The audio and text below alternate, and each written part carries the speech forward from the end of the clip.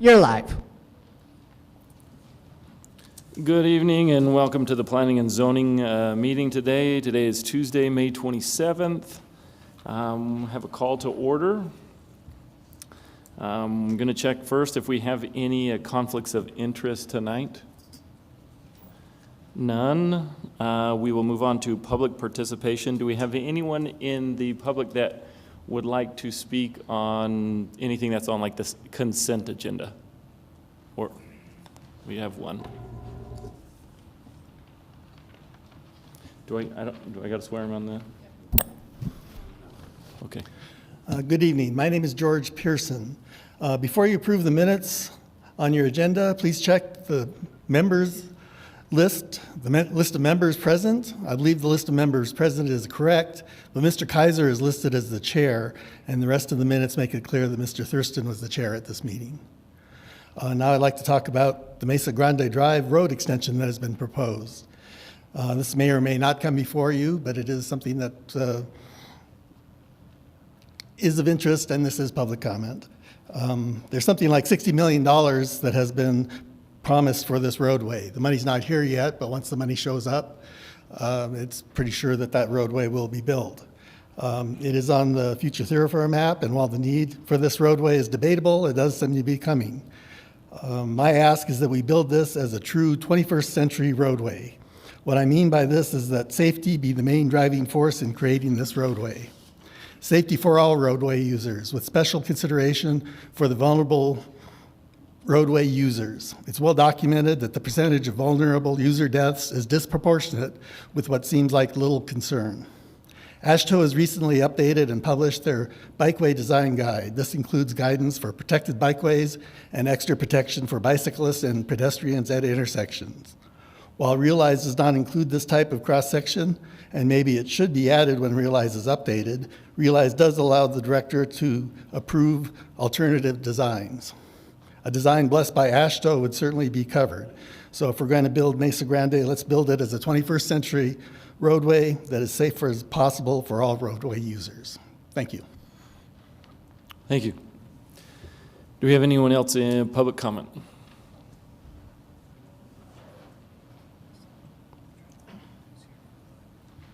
All right.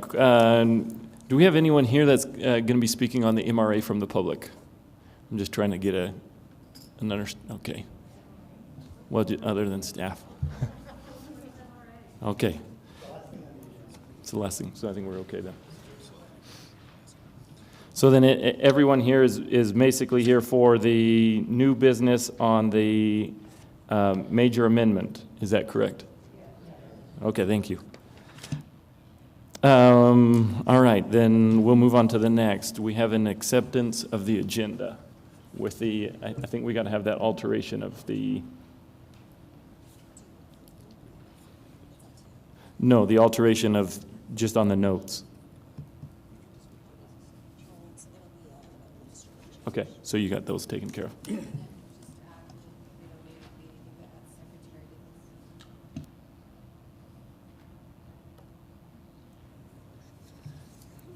All right, so I need a motion for the acceptance of the agenda. I'll make a motion, the acceptance of the agenda that would reflect the changes on the meeting minutes from last month. Okay, on the motion to accept the agenda, Commissioner Acosta? Yes. Yes. Oh, other Commissioner Acosta. Commissioner Kaiser? Yes. And Chair? Yes. Thank you.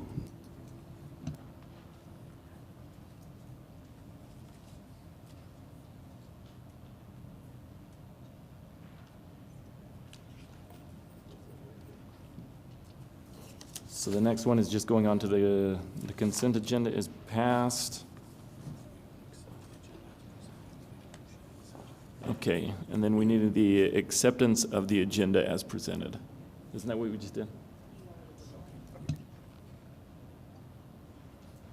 Okay, so the first one really is then going on to new business. And that one we are going to give over to staff for a presentation. Oh, sorry. First, I need a motion for the hearing of it.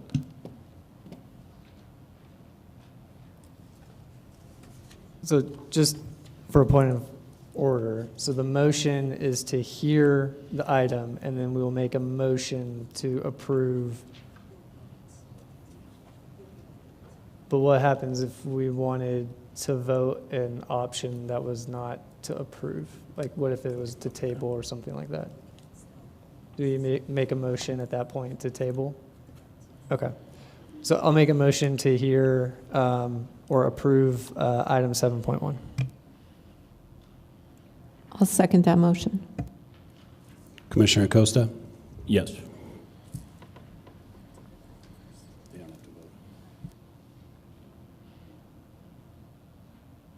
Staff, it's to you now, sorry. Good evening, Commissioners. Vincent Benegas, Interim Planner for the record, here to present the cases involving a Master Plan Amendment number 5 and zone changes for the Sonoma Ranch East 2 Master Plan area. Current conditions as it relates to this Master Plan area, the property is located south of the Alameda Arroyo's South Fork, if you will, north of Sonora Springs Boulevard, east of Pagosa Hills and Petaluma, at least beyond the development area that exists there, and west of the Mesa Grande Drive. The subject master plan was originally annexed, and that contained roughly 322 acres originally. Was originally annexed, master planned, and zoned via city council action back in February of 2005. The property, with exception of the water tank, sits vacant, and areas around it to the north and to the east are also vacant. There is a developing East Mesa Sports Complex to the south, single-family high and medium-density zoned residential to the west. The applicant has requested that this proposal and the zone changes that go along with it be processed under the 2001 development codes, and that's what you will hear exclusively this evening in context to those codes. The last amendment, number 4, is what we currently follow for the area. That was approved in 2020, and it reflects the following land uses, which consist of mixed or slash uses involving single-family high-density and multi-dwelling medium-density uses. There's a mixed single-family high-density, multi-dwelling medium-density, and commercial high-intensity uses. Single-family high-density uses singly, and commercial low-intensity, commercial high-intensity, flood control, and flood control open space recreation. So when I speak to the mixed uses, those are uses that are identified in the master plan and the pursuant to the zoning that enacts those uses. They could develop either one of those land uses or a combination of 2 or 3. It could be a complete mix of land use or singular use of any one of the land uses. What we're talking about here this evening is 122. Those are the remaining acres currently zoned with flood control. That's the FC. The R1B is single-family high-density. C3 is our commercial high-intensity zone. And the mixed or slash or pancake zones you may have heard about in the past of R1B, R3, and C3, R1B, R3. As well as FCOSR. Those are the flood control open space recreation zones. The property currently sits within the suburban neighborhood place type, and that's pursuant to our comprehensive plan. The suburban place type will be characterized a little later, but the property is accessible from various roadways, thoroughfares pursuant to our future thoroughfare plan. Mesa Grande Drive, which is proposed to be a minor arterial, 100 feet of right-of-way. Same with Cayajitas. Sedona Hills Parkway is a major collector at 85 feet of right-of-way. Sonora Springs Boulevard, another minor arterial, and Pagosa Hills is a local at 50 feet of right-of-way. Here's the aerial that represents the boundary in question, so everything you see outlined in red, including the water tank here, is part of the request. There's no action or no change to the water tank property, but nonetheless, it's been added as part of the development proposal. So master plan comparisons are as follows. The Amendment 4 is on the left, Amendment 5, the proposed, is on the right. I've received a lot of input, either via phone calls and or emails, that wanted a description of what the actual changes were to look like. And as you look at Amendment 4 on the right, you see various planning parcels is what they're called. In fact, there's two located right here before you get to Cayajitas Boulevard. And what they are doing in concert to the proposed number 5 is they're combining them. So they are combining those two planning parcels and then adding a 2-acre park parcel here amongst the two that exist in Area 4.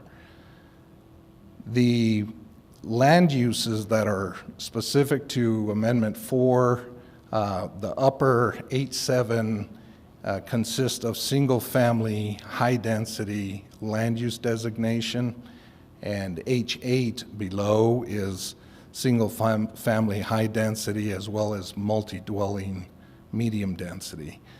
That designation here with H8 goes away and becomes part of H7, and it all becomes single-family, high-density, with exception of that park. Below Cayajitas, you have these two parcels are at issue here. You had land uses. In fact, let me see if I can magnify. That might help, huh? Sorry about that. So you have some single-family, high-density land uses designated here in this parcel. You had a little park, pocket park, if you will, located here. And then on H19, you have single-family, high-density residential and multi-dwelling medium density. Those get combined. All this gets combined, as you see over here, and it'll become single-family, low-density residential. H33, which is a commercial low-intensity land use designation, gets absorbed into this larger planning parcel, so it will no longer be commercial. H29, which is a combination of single-family high-density residential, medium density or multi-dwelling medium density residential, and high-intensity commercial, that designation goes away because it gets absorbed in large part into this planning parcel, with exception of a small strip that is delineated here for the floodplain, for the arroyo boundary, basically. But it becomes in this vicinity here all single-family, low-density residential. I already indicated that A01 is the arroyo boundary that has been established. OS1 and OS2 are the new designations for open space, natural conservation, and those are part of this N1 piece, part of this A2 portion down below here, and part of this H32, which is commercial high intensity. What is a remnant piece of H32 becomes single-family low density. So what you have here is single-family low density here, single-family low density here, and the rest is arroyo boundaries and open space, natural conservation. Down here you have flood control. This one isn't changing except for the open space recreation designation becomes open space natural conservation. This, as I indicated, was the tank, water tank site. There's no change there.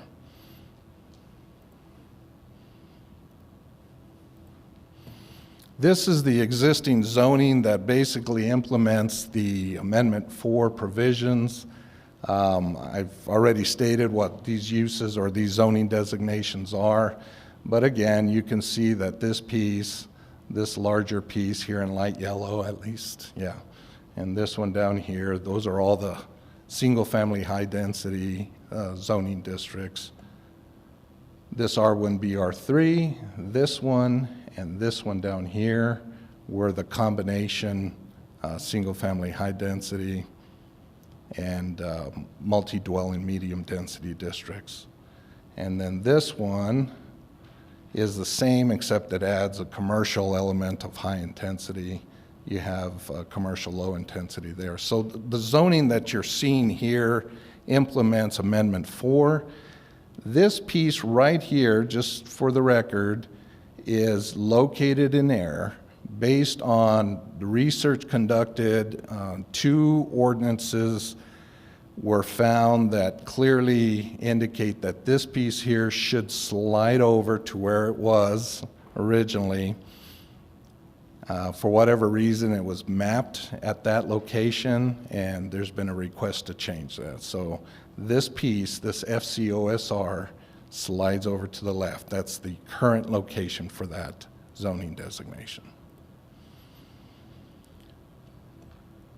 So this is just a map. I won't go into great detail here. Zoning follows the land use. You can see the 2 zoning designations up here with H7H8 becoming 1 as I indicated. These 2 down below becoming 1 as I indicated, etc. So again, follows land use designations. In terms of analysis and findings, I'm combining both because the list is long, and this kind of is a synopsis of both elements that staff has considered. Basically, there are no adverse health, safety, welfare issues identified by staff during the conduct of review. The amendment, almost exclusively, there's about 75% of the total acreage that proposes a single-family low-density development. The single-family residential densities are in large part reduced, so from the high density, for instance, down to the low density. The proposal does seek residential development consistent with the surrounding neighborhoods in the area. You do have a lot of single-family homes, detached homes, meeting either the medium density or high density standard. You also have large lot development in the area. The proposal single-family density thresholds fall within the place type range for like development, and by that I'm pertaining to or referring to the suburban place type, where the density range for single-family development is between 4 and 12 dwelling units per acre. And the proposed zoning is consistent with the master plan amendment that they are also proposing this evening. The master plan area falls within that suburban neighborhood place type, which is characterized by low to moderate density residential. In the comprehensive plan, there's reference to the style of development consisting of retail, office, mixed residential styles, attached, detached, etc. Some multifamily, some schools and parks. There's also reference to a future development map that refers to neighborhood center locations.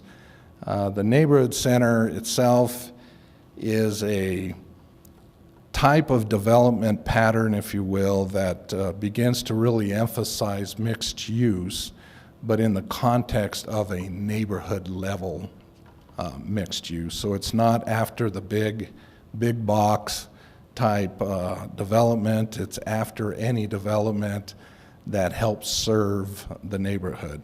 So there are locations that are referenced in that map.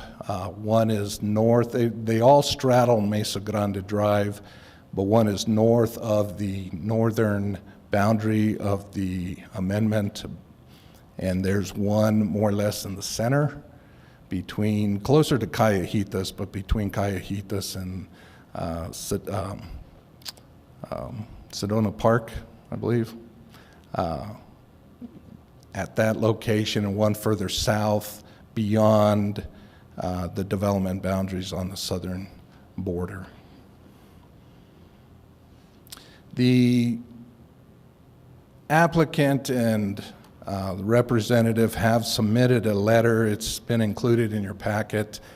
They have stipulated that they do not see a need for the neighborhood center locations, in that existing center locations, or services, I should say, can be accommodated along Sonoma Ranch, what's existing, the town center further north of that, Loman Avenue, et cetera. So that's their position on that, and I just wanted to indicate that for you. The proposal also seeks to better define sensitive areas like arroyo boundaries, as I illustrated on the map, and also preserve some of the natural areas and topography, which there is some topography out there that will have to be wrestled with a bit. And they also seek to formalize and combine acreage that was allocated for parks along the way through all these amendments, and to relocate that to the north, which I showed you. And that is a 2-acre park that is being proposed. So it'll grant greater accessibility to the neighborhood in that region, especially given the fact that you have a regional park further south. The proposal meets the purpose and intent of the 2001 zoning code as amended. And the cases were noticed as per code, meaning that letters went out to the property owners within 500 feet of the boundaries for the proposal. And through that effort, staff has received several phone calls and several emails. The emails that we received have been forwarded to you, and copies have been provided at your desk at the dais there. Some of the issues that were referenced through this communication, through this input, involve stormwater management, what is expected to be impacts, et cetera, land use, clarification on what's being considered, the timing of construction and roadway improvements, existing zoning, what it looks like and how it compares with the proposed zoning, general inquiries, and development compatibility. The DRC in April heard the case involving the master plan, and they recommended through unanimous vote approval with no conditions. And your options this evening as it relates to the master plan amendment is to vote yes and approve the master plan. You can vote no and deny it. You could vote to amend and vote to table. I should note that the commission is the final authority on the master plan unless it gets appealed to City Council. And in terms of the zone change request, you could vote yes, which recommends approval to City Council. You could vote no and recommends denial to City Council. You could vote to amend and include any conditions you feel are relevant. And you could also vote to table with direction from the commission, and we'll pursue whatever direction that looks like. That concludes staff's presentation, and we do have the applicant, Mr. John Moscato, and the design engineer, Mr. Paul Pompeo from Sauter Miller, in attendance, and I believe they have some information to present to you as well. Thank you. Is it okay if we ask for the applicant right now to give us their presentation? Thank you.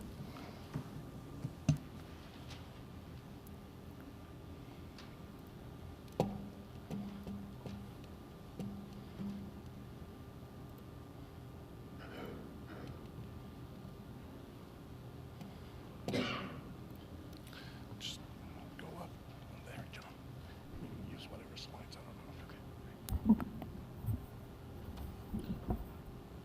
Good evening, Commissioners. John Moscato on behalf of applicant Sierra Norte Development. Sorry, I gotta swear you in real quick. Do you swear or affirm that the testimony you're about to give is the truth and nothing but the truth under penalty of law? Yes, I do. Thank you. Thank you. I'd just like to shed some light on a few of the items that Mr. Benegas touched on and a few that haven't been discussed yet. In terms of conformance to the Elevate Las Cruces comprehensive plan, as Mr. Benegas pointed out, this property is in the suburban neighborhood place type, which includes low to medium density development. This being primarily low density development that we are proposing, it conforms to the suburban place type. The suburban place type also provides for recommending a diversity of housing types.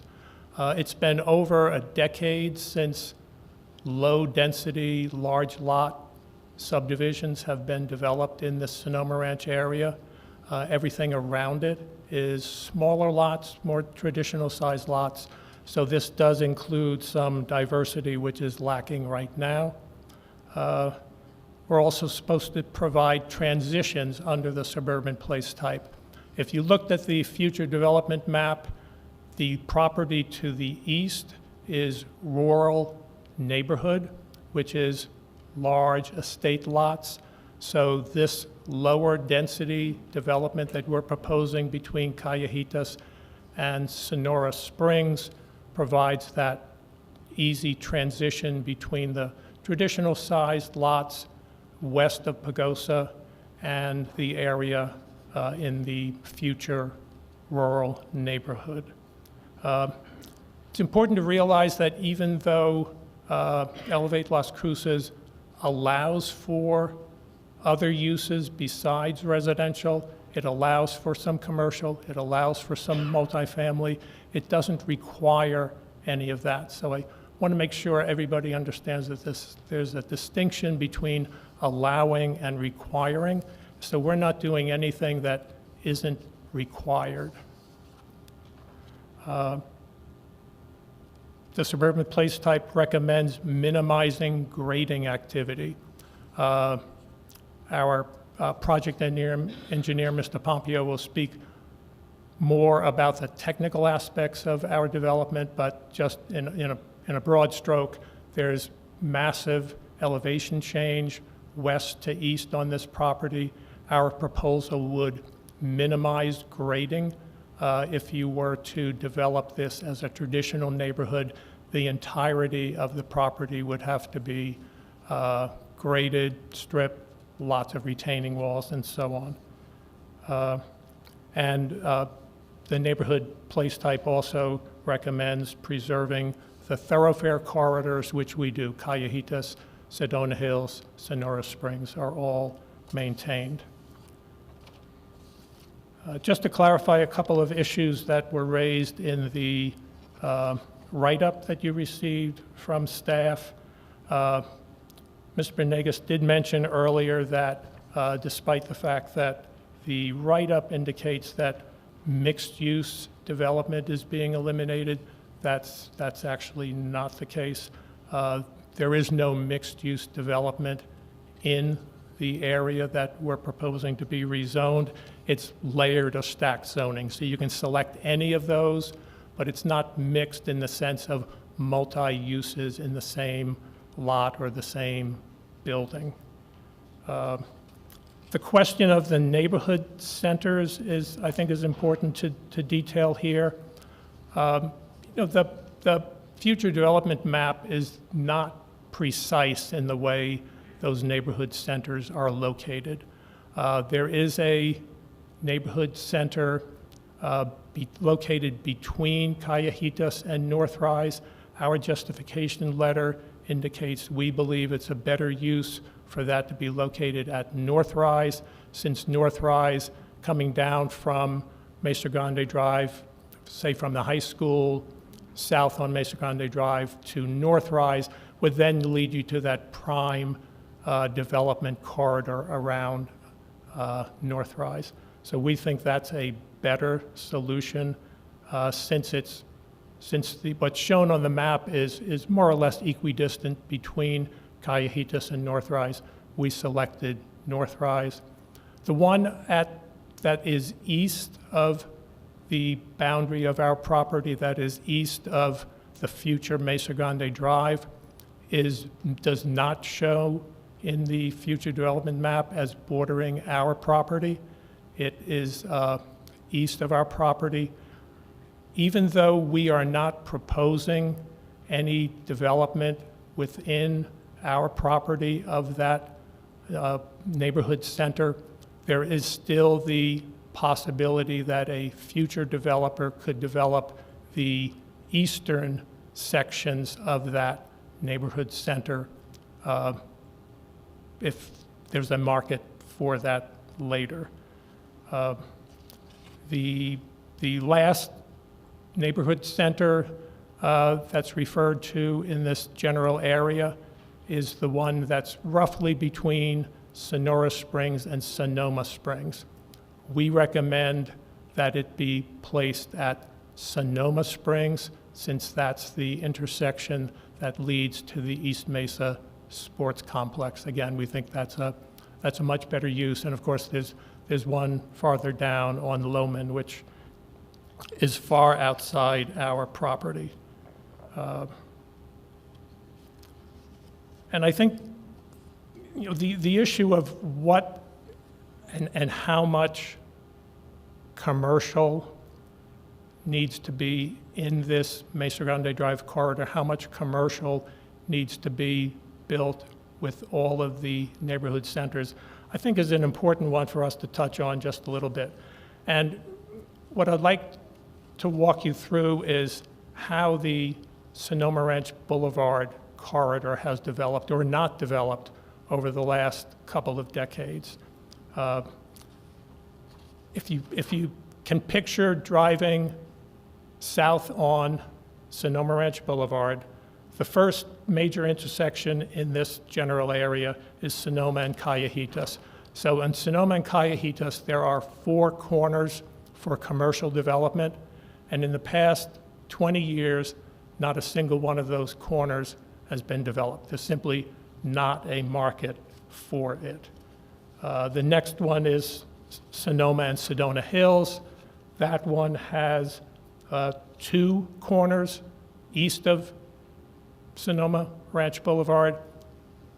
Not either of them has been developed commercially. On the west, they're both residential. The next one is Sonoma Ranch Boulevard and Sonora Springs.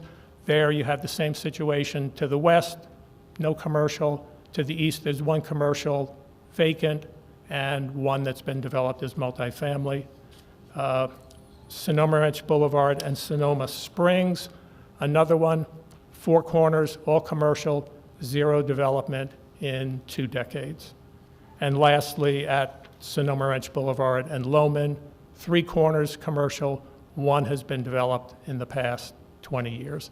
So I think this speaks to a couple of issues regarding, what's happening here when theory collides with reality.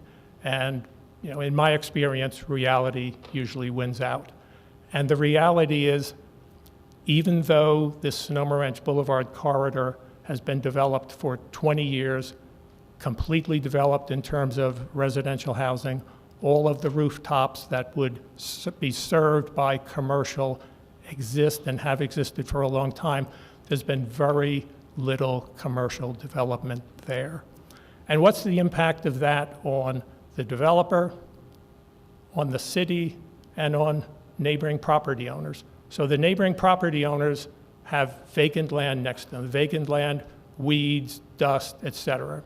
The city has no income from development, no GRT, no higher property taxes. It's vacant land, appraised or valued at the lowest possible amount.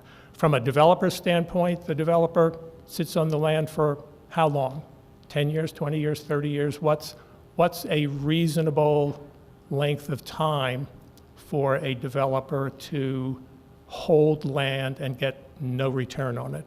I don't know how many of you have tried to sell property. You know, it can be frustrating when property hasn't sold in a couple of months or half a year. Think about how you'd feel if you held property for 10 years, 20 years. I think one of you probably has known that feeling, Commissioner Thurston. But it's not a practical solution to over-plan these areas for large amounts of commercial uses for which there's very questionable demand. You look at Sonoma Ranch Boulevard, virtually no demand. Think of how much longer it's going to take for commercial along Mesa Grande Drive, if ever, to be viable.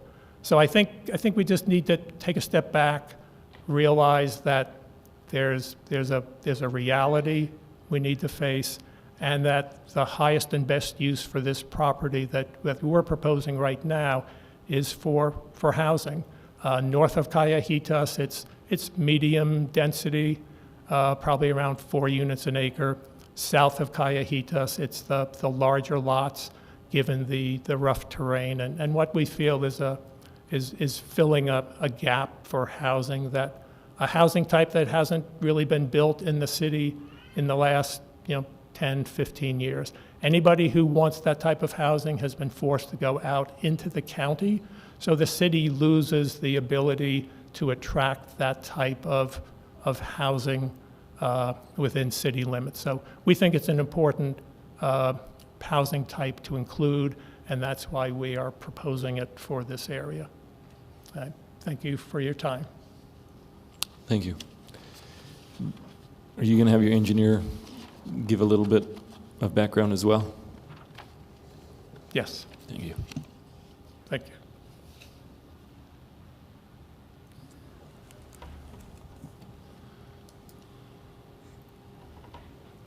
All right, I got to swear you in as well. Good evening, Mr. Chairman and Commission. Paul Pompeo with Sauter Miller Associates. Do you swear or affirm that the testimony you're about to give is the truth and nothing but the truth under the penalty of law? Yes, I do. Thank you. Good evening, Commissioners. I just have a few points to make on some of the engineering aspects that Mr. Moscato touched on, and then I'd be happy to answer any questions you might have. First of all, is if you've been out to the site or looked at the documentation in your packet, there is quite a bit of terrain in this project area, generally about 30, 35 feet across, and in one area, 60 feet of elevation change from east to west. In some of the other subdivisions that we have completed over along Sonoma Ranch Boulevard, namely Sonoma Ranch North Phase 5, in that one subdivision, which would represent about a fifth of this area, we moved close to 400,000 yards of earth, and there are 8 and 10-foot retaining walls throughout that development. So in looking at this area here, which has a higher topographic change across it, if we were trying to do this to develop it to match the housing patterns to the west, that is the kind of effort it would take. And in just an assessment of that cost, not respecting the topography, altering drainage patterns and things of that nature are just not worth the return by trying to develop that. I noticed that, and staff there was a comment or a question about stormwater management. First of all, in the southern area here, because of the city sports complex farther to the south, There was a recent FEMA mapping update through this property, of which there now is a map flood zone. That area, as shown on the zoning maps, we've respected that. We've cut that out, created a separate tract of land so that it will always be preserved as natural arroyo. Along the southern boundary, there is about a 30 to 35 foot elevation change right along a future roadway there.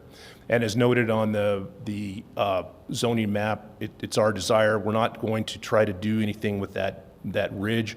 We've cut it out, set it aside as open space and to stay as natural terrain. With that, those are just the main topics that I wanted to point out, which is the stormwater and the roads. In summary, also on the stormwater management, because these are larger lots, we're proposing narrower roadways within the development. All that leads to a great decrease in stormwater runoff in the developed condition, so that there will be no possibility of any impacts to the neighboring areas to the west. So with that, Mr. Chairman, that concludes the points that I wanted to speak about, and I'd be happy to answer any questions that this commission might have. Thank you. Before we open it up to the comments to the rest of the commissioners real quick, I have one of my bigger concerns lately has been the town hall center or the town centers and the walkability and the mixed use and all of that kind of stuff. And so do you by chance know the distance from where we have all of this open space already off of Sonoma Ranch to so if you took Sedona Hills Parkway, do we know about mileage of that? I know they're talking about like the 10-minute city and being able to be on bikes and be able to be and walk and all of that wonderful stuff and put cafes and things like that. But it appears when you just see the application first off, it more seems like you went back to the residential side and you removed some of the commercial opportunities or the high density opportunities there along Mesa Grande. But as I'm looking at the site, I'm starting to see that you still possibly have that same chance to still do all of your commercial site right in there. Do you know what the walking distance is when they do like a walk score for cafes or anything like that for this distance? Mr. Chairman, I'm sorry, I would not be able to answer that. I do not know. Okay. I'm going to have to ask the staff that one then. And your guys' planning of the Realize, this looks more like that you do have sufficient area on your town center and over here off of Sonoma Ranch. Would that, in your opinion, classify as like a town center?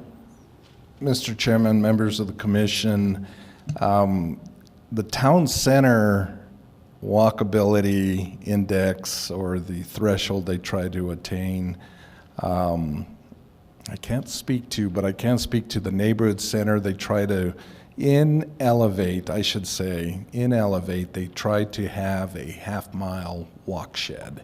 So from anywhere in the neighborhood to the area where you have mixed use, where you have possibly small-scale retail, office, that kind of thing, they try to locate those within a half-mile distance. The town center is obviously going to be much greater than that. The whole purpose is to really concentrate mixed use, but at a larger scale. I cannot tell you without poring over the document what that threshold is for town centers, but. Okay. That was really just after all of the planning and things that we've been through, I'm seeing that. The other clarification that I wanted to ask on is, since this is going to be this is a rezone or it's not a rezone, it's a master plan amendment. Now, this is not going to follow the same as Realize Las Cruces, is that correct? Mr. Chairman, members of the commission, this is both a master plan and a set of zone change requests that are being brought before you. And the applicant has asked that it follow the 2001 Development Code standards.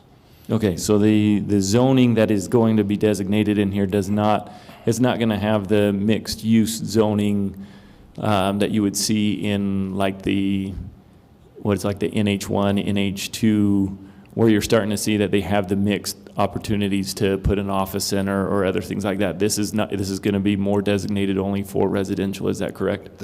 That's correct. Yeah, in my presentation, when I talked about the slash zoning or pancake zoning or the slash use,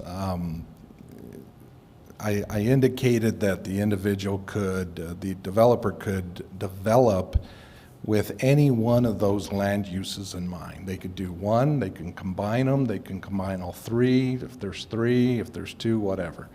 The point being is that with the land use designations in the master plan and the corresponding zones on the zoning map, the zoning's there to facilitate the possibility for mixed use. They don't have to at all, but the possibility's there if they so choose. So. Okay, and so then in this amendment, if they wanted to use the realize code, they would then have to come back in, is that what, to then update their master plan again for new zoning for the realize? Mr. Chairman, Commissioners, as per the realized document, as per the realized code, any master plan that is approved under, for instance, in this case, the 2001 standards, may enjoy review and consideration of subsequent actions, preliminary plats, final plats, et cetera, under those same provisions. They don't have to go over to the new standards. In fact, it says that they will be reviewed under the standards that the master plan was approved under. Okay, so this one basically is going to follow suit with the old code. Correct. Going forward. Correct. Okay. Let me see. I'm going to open it up. Questions for commissioners. Commissioner Acosta. Got one. I don't know if it's for the engineer or for city staff, but so the stormwater management plan, like in the steep areas, how does that exactly look? Can you detail that for me a little bit if I missed it?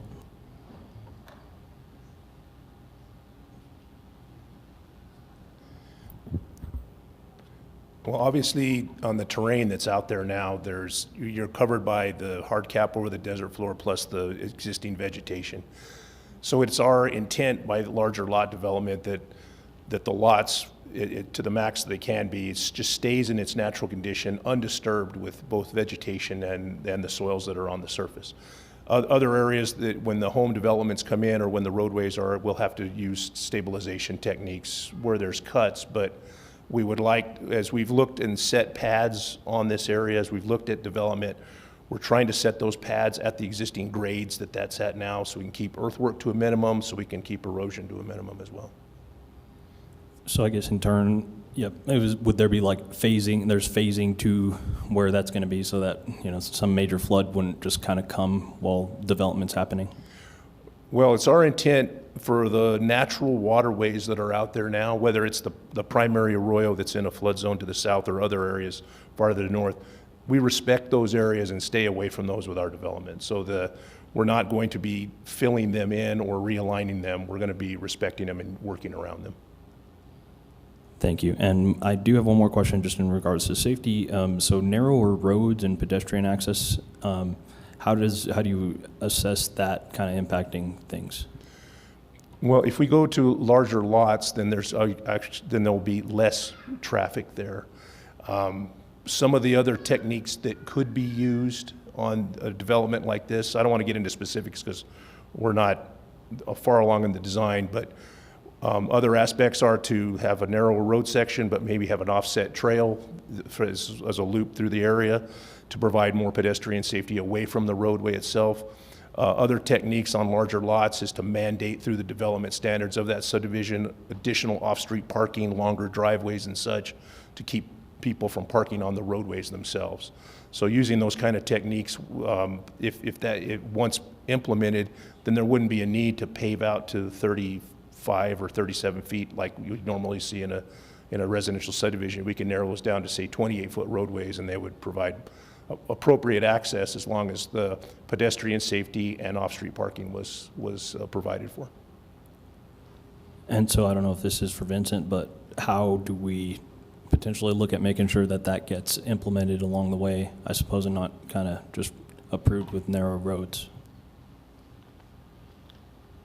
So, Mr. Chairman, Commissioner Costa, the master plan process is the first step in the development process. Subsequent to that, there's going to be the preliminary plat and then the final plat construction drawing. So those latter stages are kind of when the rubber meets the road, so to speak, and that's when we know what they are proposing.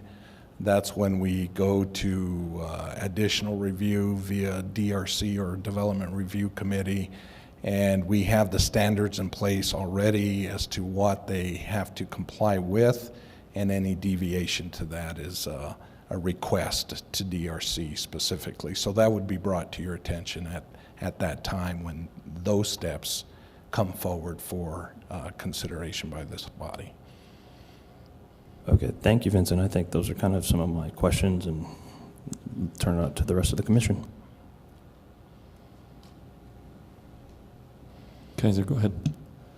I have a whole host of questions. I'll try to go in some coherent, logical order here, but no promises.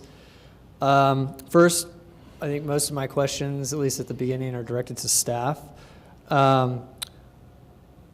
What is the overall difference in the potential number of housing units that would be constructed between what is existing and what is being proposed?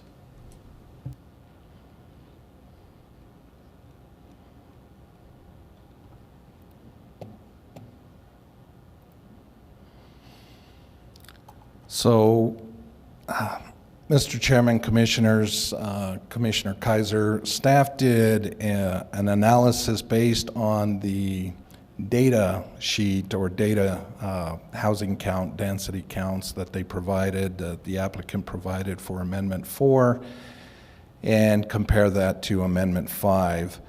The low housing count just assumes basically what they provide as the range of density for the planning parcels they reflect on their master plan. It takes into consideration even the slash use parcels, planning parcels. So if they show a single family high density residential and then a multi-dwelling medium density residential, we would consider for just that planning parcel the single family component as part of the low housing count. Conversely, on the high housing count, we would assume the multifamily or the medium density multifamily component. So when we took that information and calculated out in terms of number of units, for the low housing count, you get a range. Obviously, they are providing ranges for the number of dwelling units per acre. And so you begin to see in Amendment 4, 235 to 862 homes, a number of units based on that information. On the high housing count, 235 to 1,376.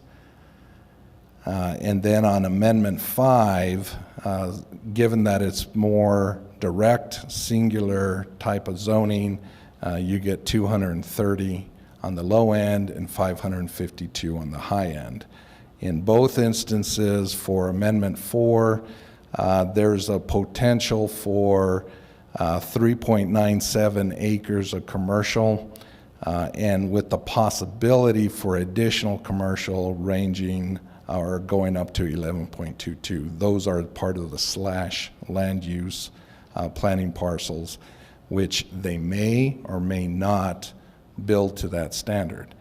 It should be noted that in the 2001 code for commercial land, you could conceivably build apartments. That was not a consideration with these housing counts. I looked at it as commercial is commercial, that's it. So in the amendment number 5 for commercial, it's 0. Okay, thank you. And I mean, to me, this seems just like a significant departure from what they currently have available to them that's already entitled.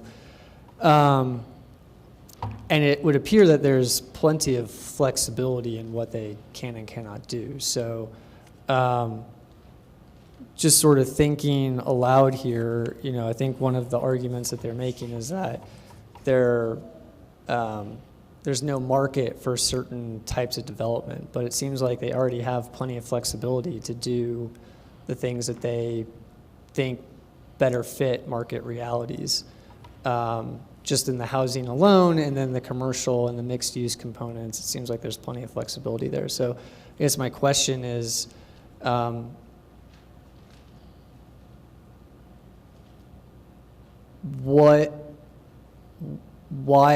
now? Why this significant change? So that's a question, and I don't know. The applicant is welcome to respond to that, but I want to hear kind of staff's perspective first. I mean, do you have a sense of? Mr. Chairman, Commissioner Kaiser, from this staff person's perspective, they have an opportunity to develop the land, and I think they have an idea as to what they want to do. It's been conveyed through the DRC minutes of the type of development they're pursuing. I think it was touched on here this evening, and I think they're ready to roll with it. And it kind of flies a little bit in the face of what exists today. Okay. Well, let me maybe pose the question differently. When this was amended, I guess Amendment 4, what was the rationale for what ended up being approved? Mr. Chairman. What was staff's analysis, basically, of that? Good question. I wasn't here during that time, but I can assume in like fashion you had the potential for development in concert with what they were proposing in Amendment 4. Keep in mind, Amendment 4 was really to clean up a parcel that was outside the boundary for this Amendment 5. So Amendment 4 was more cleanup in an area that does not fall within the boundaries of 5. But some of the others, 3, 2 before that, et cetera, there's a lot of, in fact, I provided some information in the packet that kind of described some of the changes and the history of those changes. And it just seemed to me that there was a lot of differing opinion on how much acreage should be allocated to this land use, et cetera. And, it kind of vacillated back and forth between amendments. But why that happened, I couldn't tell you. Okay, thank you. And then there was a comment at some point about the density being, that is under what they currently have, Amendment 4, being inappropriate for the suburban neighborhood. And I just wanted to point out that actually the gross density for multifamily is 15 to 30 dwelling units per acre, which I believe is what is currently there, right, under Amendment 4? I believe that's correct, yes, for the multifamily component. Correct. So basically, multifamily is appropriate in this suburban neighborhood at 15 to 30 dwelling units per acre. Correct. Thank you. Going back to what a question Chair Thurston had about the neighborhood centers. I believe the question that you had was, what is the distance to the closest neighborhood center from this part of the development? Do you know the answer to that? I do not. Okay. So do you accept does staff accept the rationale that the applicant put forward that these other neighborhood centers are more appropriate than what presumably could be located in this location under the current Amendment 4?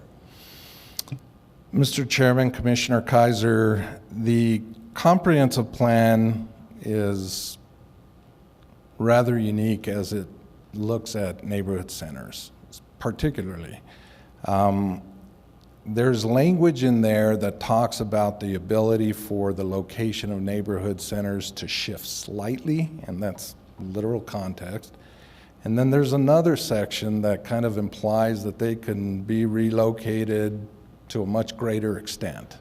So there's kind of two provisions, if you will, in that policy that conflict.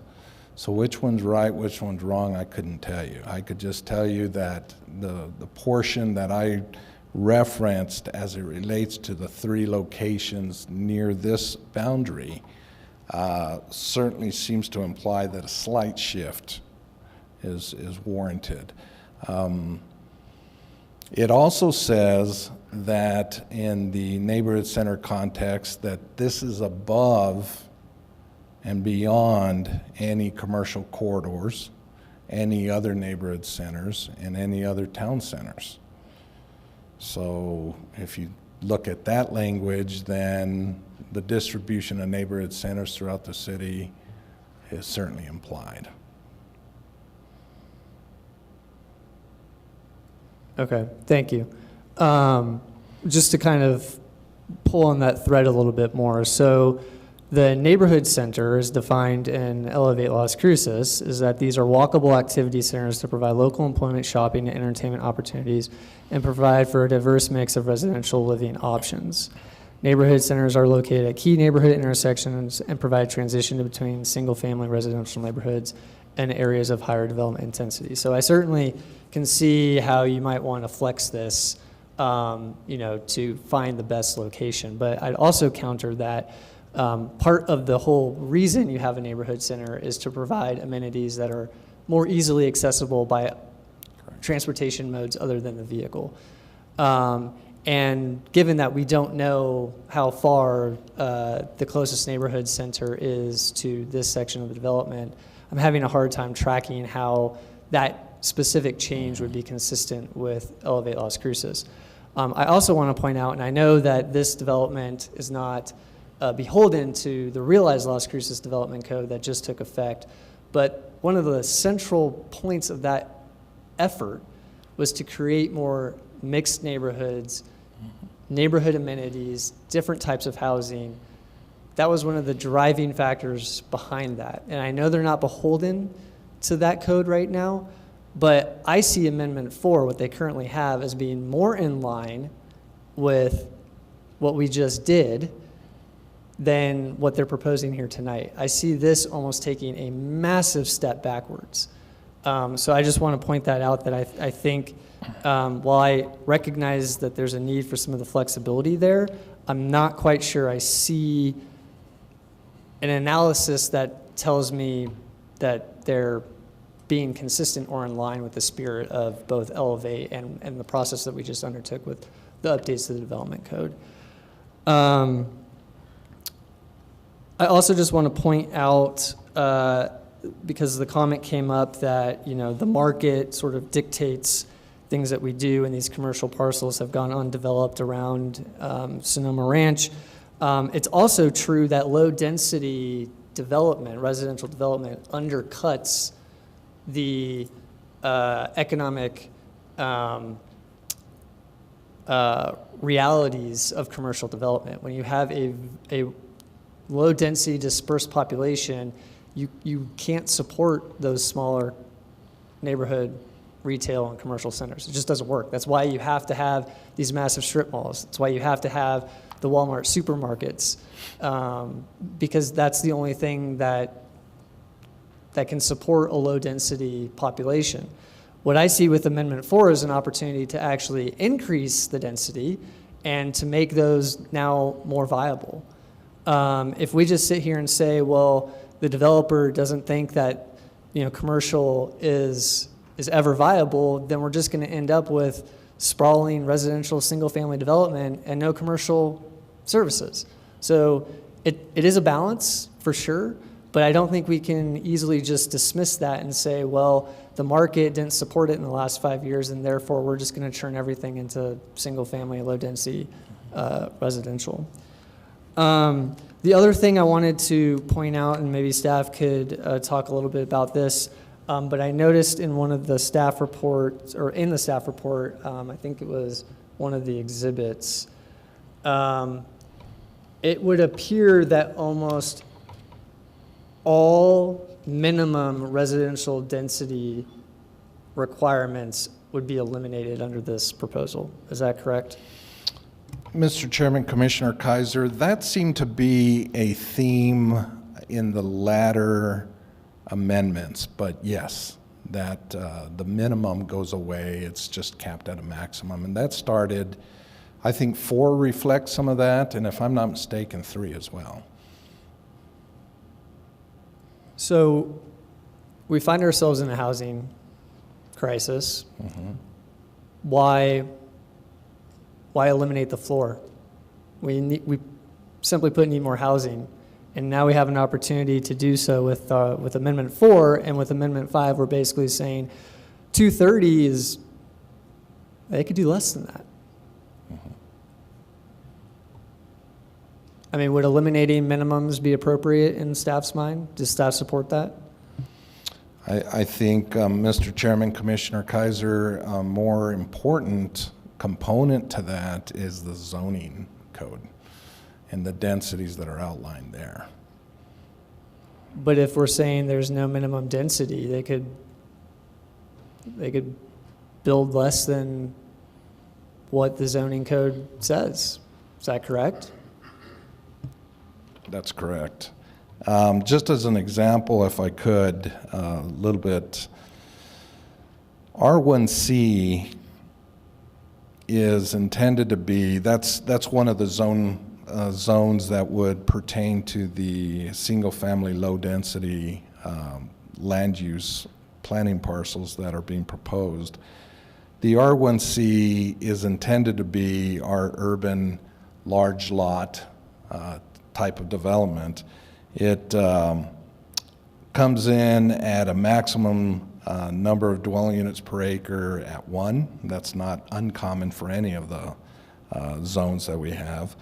The maximum density is at 4, but that's in the code. That's already there. That's in the 2001 Development Standards Code. There's a maximum, there's no minimum. So even if the master plan said there is a minimum, if the language remains as it's shown today in the 2001 code, they could still go below it because there's no minimum in this development standard table. There's a maximum, but no minimum. Okay, thank you.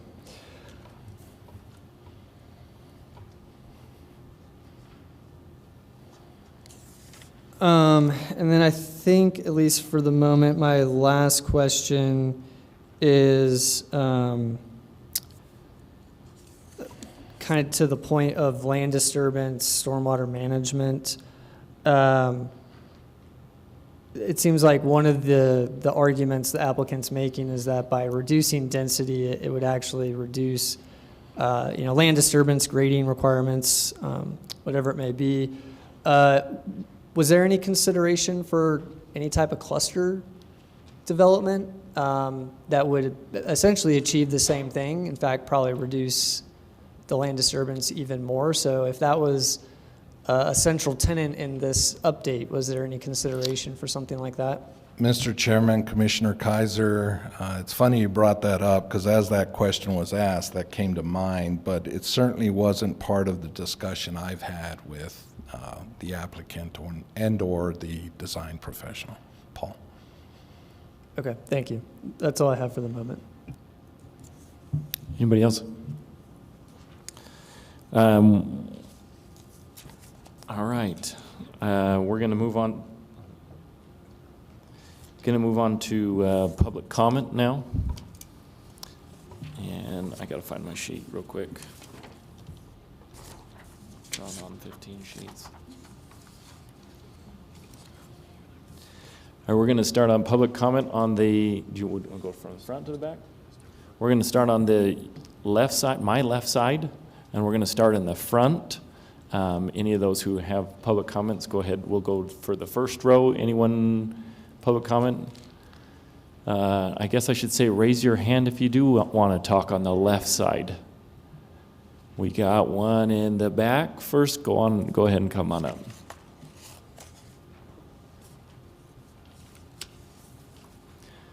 I got to swear you in, and then also we're going to give you 2 minutes to talk.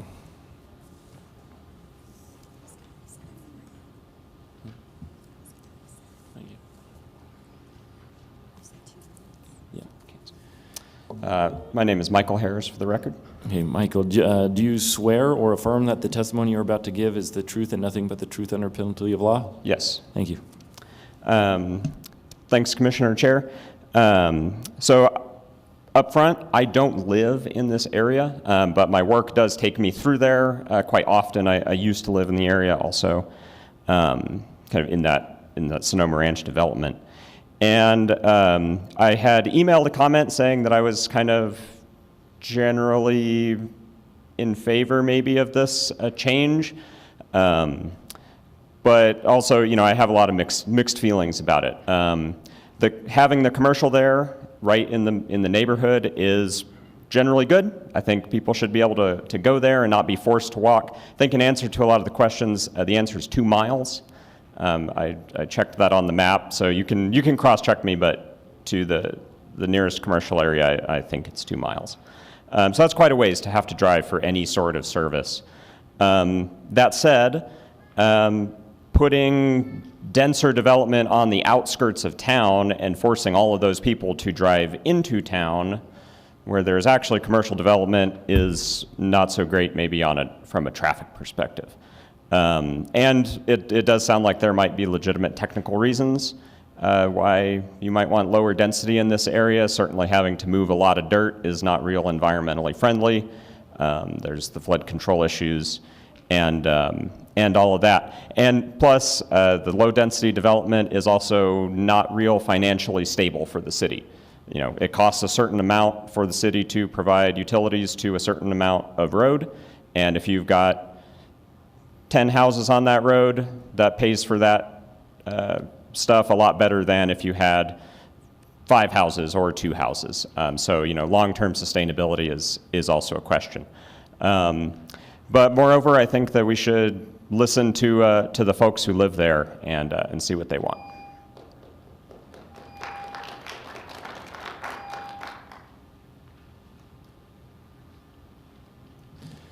Go ahead, come on up.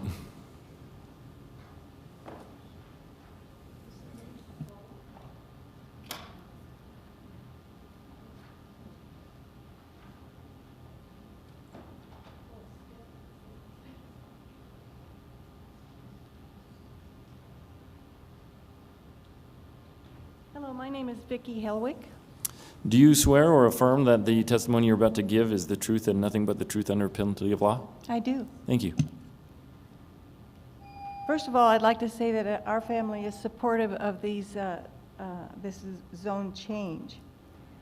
According to Mr. Benegas' presentation, Sonora Springs and Pagosa Hills are currently considered minor arterial roads. This will undoubtedly change if this is further developed.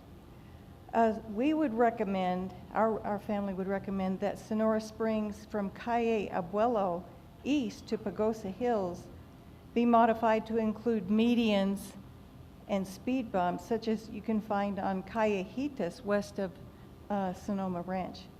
Therefore, we recommend that the commission would vote for option 3, that is to include these street modifications, but to approve it. Thank you. Thank you for the commission. Thank you. All right, we were on row, I think it was 6, so we are now on row 7, in the blue shirt in the back left.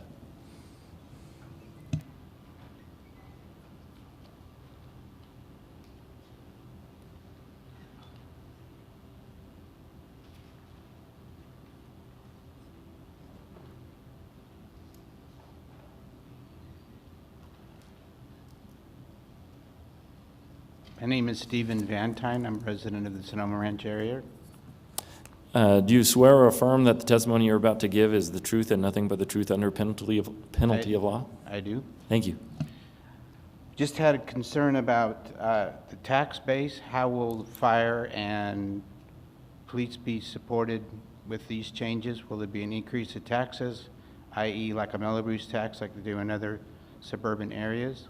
Has that something that's been considered?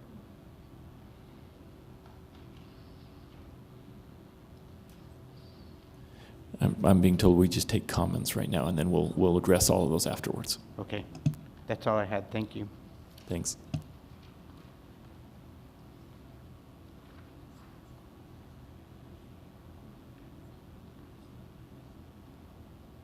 All right, next. Up and left.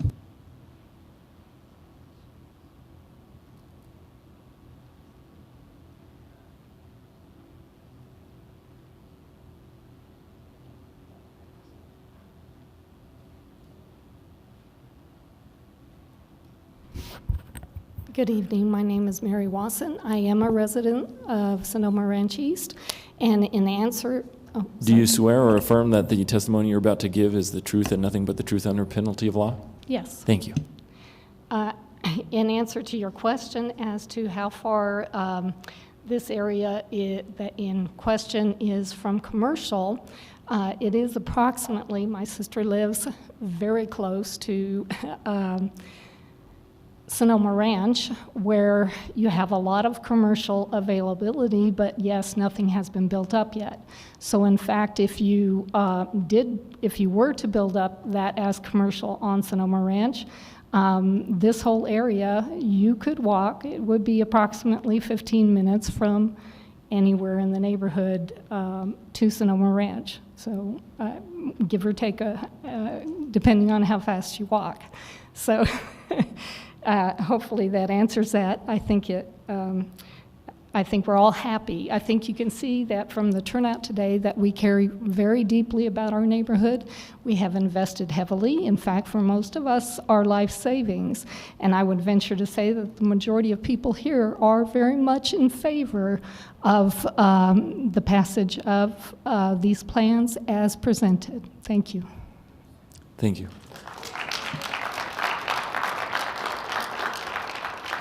We're in the very back row. Here we go. All right.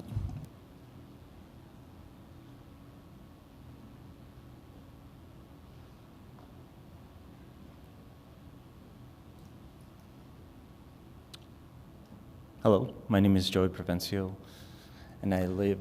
Oh, go ahead. Do you swear or affirm that the testimony you're about to give is the truth and nothing but the truth under penalty of law? Yes, I do. Thank you. So I'm coming from the standpoint of father of 3 young kids. We just bought a house right on Pagosa Hills, and I'm all for high-density areas, but it seems like, to me, the city is doing it backwards. Like they should have done that.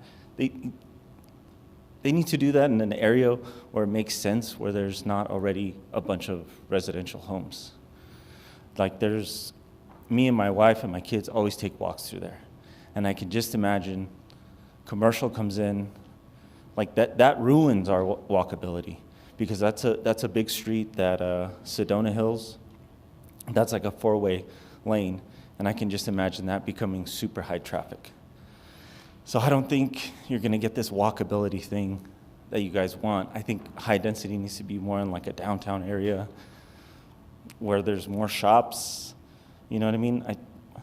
I live just right, I can get in my car 5 minutes, I'm at Walmart, 5 minutes I'm at Starbucks. I don't think we really need that. I honestly think the walkability would be worse in that area. And I'm all for this amendment. Thank you. Thank you. All right, we are now, did I get everybody on the left side? We have one more, okay.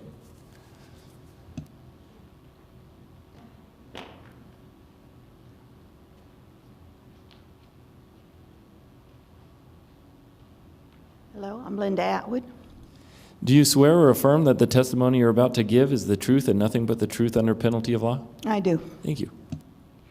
My concern is that I live in Sonoma Ranch East, right in the neighborhoods that leave out onto Pagosa. We have one entry area into all of our homes in Sonoma Ranch East 1, 2, 3, and 4. They go up Pagosa Hill, which it winds up a hill and back down a hill. It's a windy little road. And the only way into our homes is Pagosa. There are walls all the way around the side, walls all the way around the back on Calle Abuelo. There's no way out of our neighborhood except onto Pagosa Hills Avenue. If it got to be high density on the other side of Pagosa, it would create tremendous problems just getting home, just getting into our neighborhood, because we only have these little roads coming out onto Pagosa, and that's how we get home, that's how we get back. So we're very concerned that that would be high density across the road with a lot of traffic coming and going and keeping us from entering the road. Thank you. All right, we're going to move on to the right side in the front. Anybody comments? First row, second row? We're going to the fourth row. Go ahead and come on up.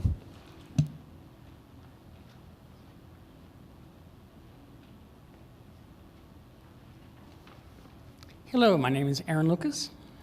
Do you swear or affirm that the testimony you're about to give is the truth and nothing but the truth under the penalty of law? I do. Thank you. I've been here before when they went to Amendment 4, and they added the commercial H33 and H32, which I thought was kind of interesting. But after 5 years, there's, as was pointed out, nothing's happened on Sonoma Ranch. If you want commercial area close, build something in Sonoma Ranch Boulevard. That's it. If you want this community center, build it on Sonoma Ranch Boulevard. It's within a mile. Instead of putting off somewhere where it's been shown we're not interested.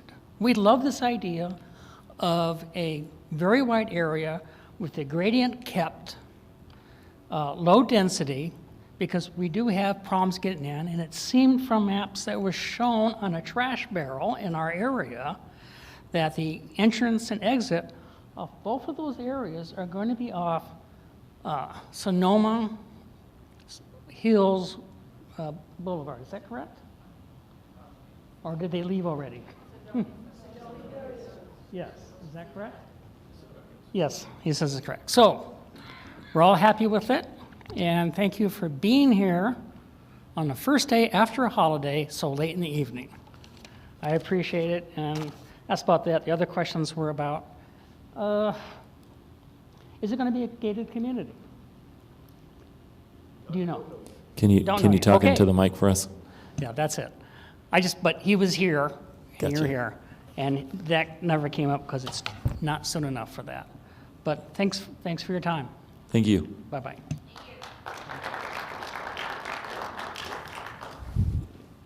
All right, man in the blue shirt.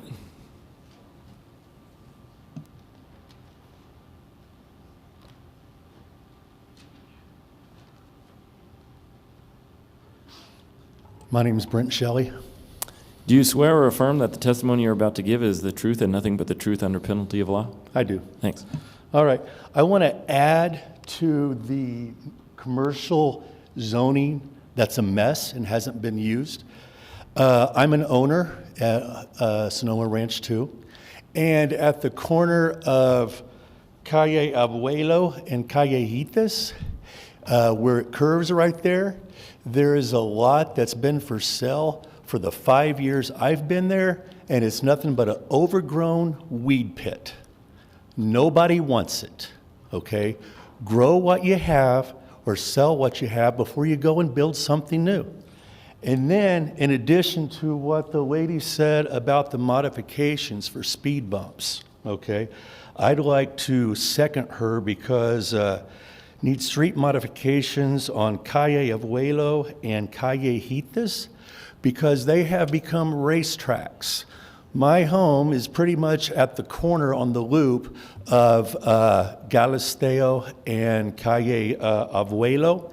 You go out there right now, and there are skid marks all over the place because people are out there using that as a drag strip.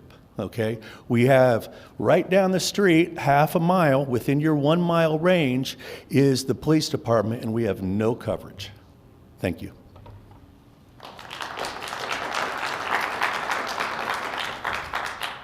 All right, we're going to go to row 5. Anybody in row 5? Anybody else on the right that would like to speak? Here we go. Come on up.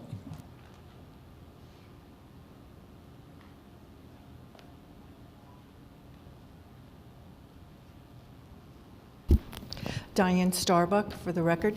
Do you swear or affirm that the testimony you're about to give is the truth and nothing but the truth under penalty of law? I do. Thanks. I live on Petaluma Avenue, which is west of where Mr. Moscato is considering putting in the higher density. I would like to thank Mr. Moscato for rearranging the park situation. There are 2 small neighborhood parks, but they are both in the south neighborhoods, and the northern neighborhoods, we can't really walk to those unless you want to spend some time. So to have a park on the north side would be really great for everyone who lives north of Callejitas Boulevard. I would like to second what the last gentleman said. There is commercial development. I did not see it on the map that was displayed. There is a little corner there on the corner of Callejitas and whatever he said, that was correct. And it's been empty. I've been there 7 years. It's been empty. And like he said, it's weed infested. If someone wants to do commercial businesses there, that has always been there for them.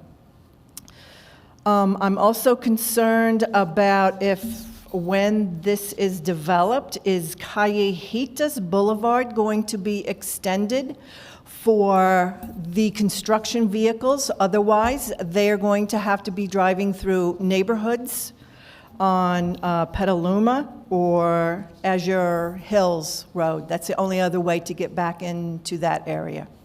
Thank you. Thanks. Is there anybody else on the right-hand side? I guess we got one hand left. Here we go. Come on up on the left hand.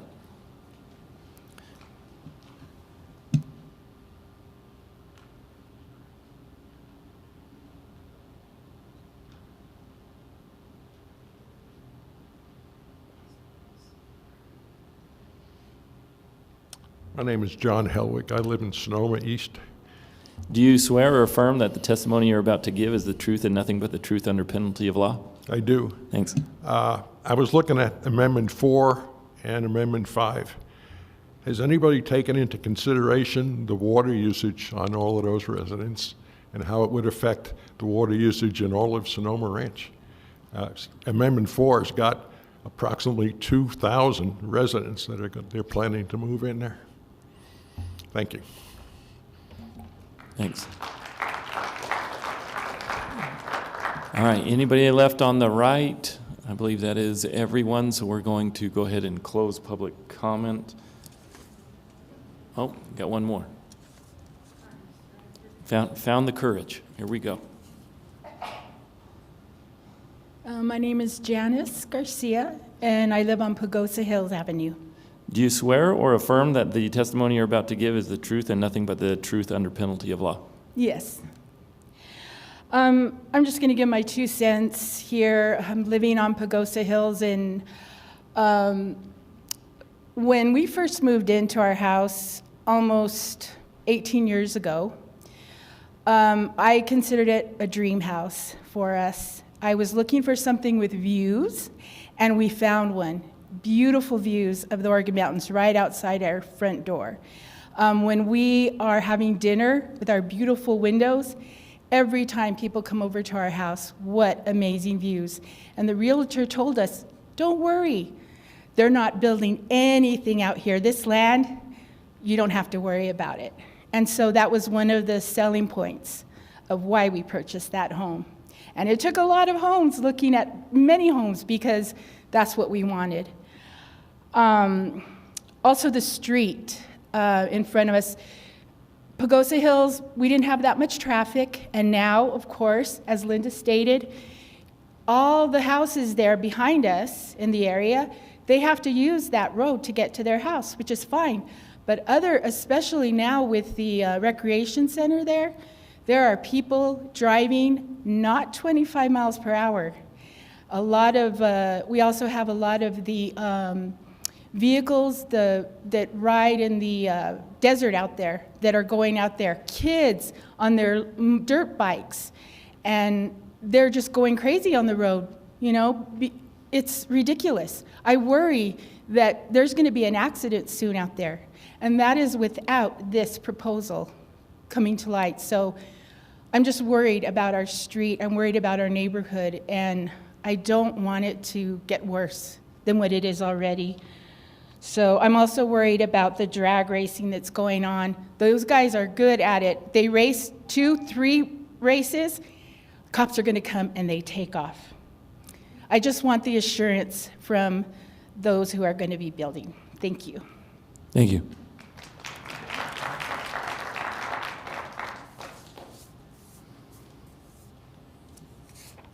All right, we're going to close public comment now and go back to the commissioners. Does any commissioners have anything else?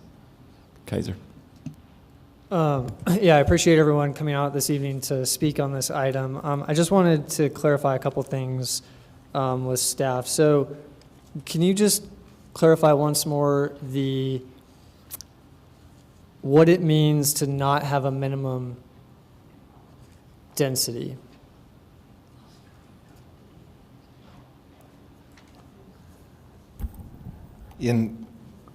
Mr. Chairman, Commissioner Kaiser, in relation to the master plan,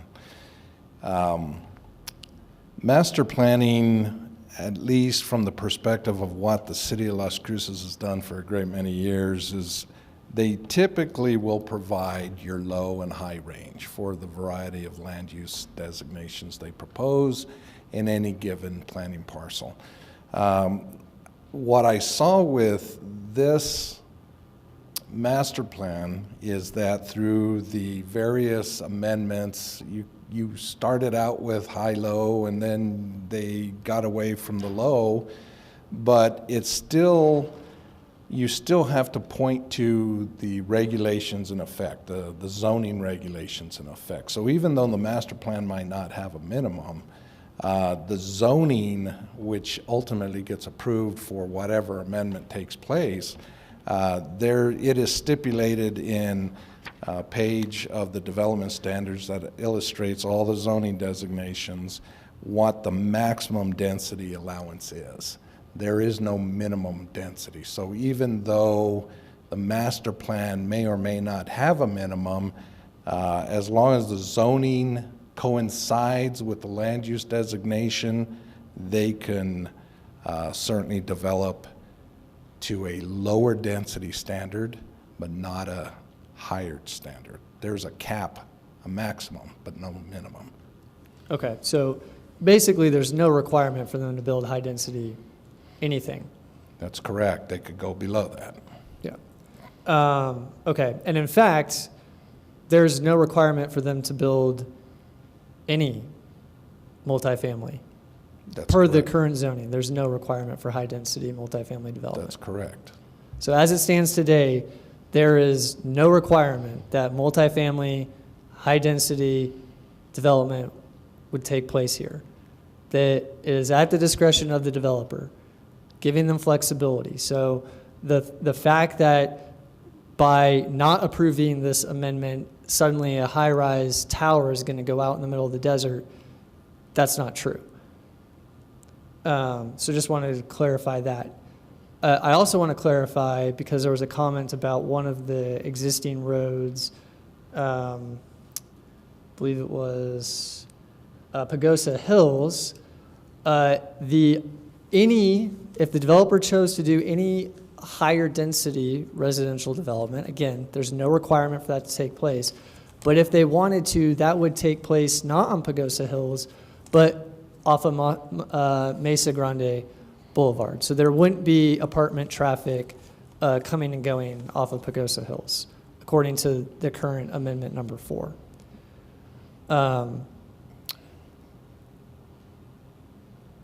Another thing I noticed in the staff report actually just a moment ago, so that table that you had provided when I asked about the number of housing units.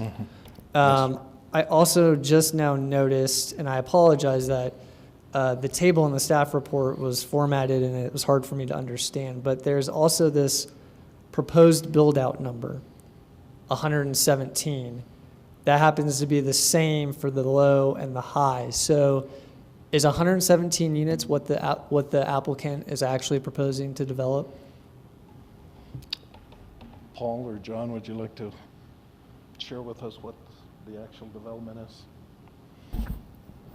I'm going to defer to the applicant or applicant representative for that. Currently, we are looking at layouts that consist of approximately 1 acre lots with a total build out of 58.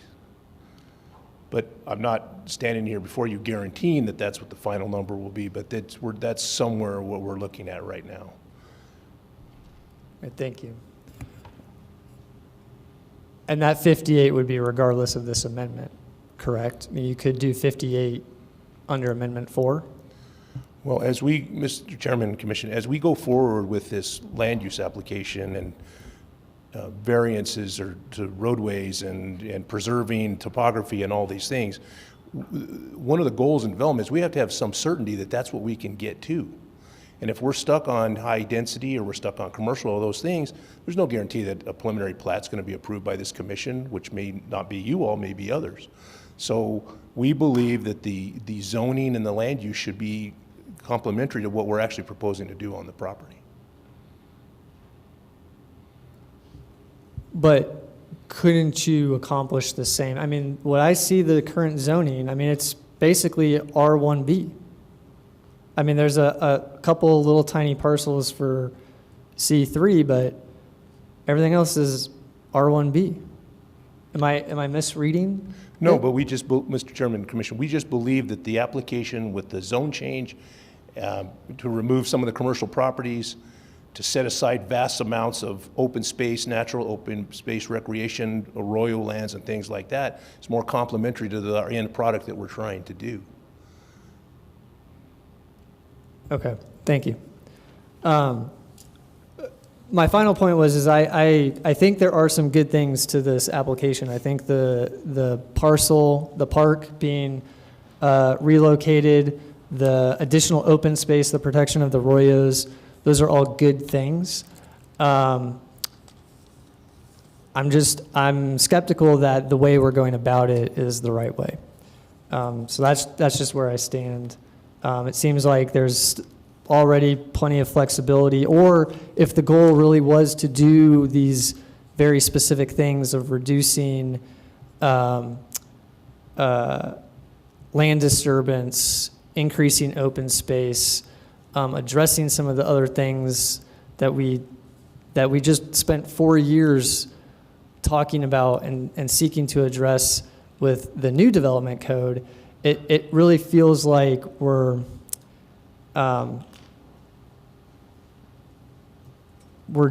just missing it somewhere. And that's just me, that's where I'm coming from, but I think there's other ways to accomplish the things that we're talking about tonight. Mr. Chairman, if I might just respond to a couple of the questions. I think that if you look at the aerial image, can you give me back to the aerial?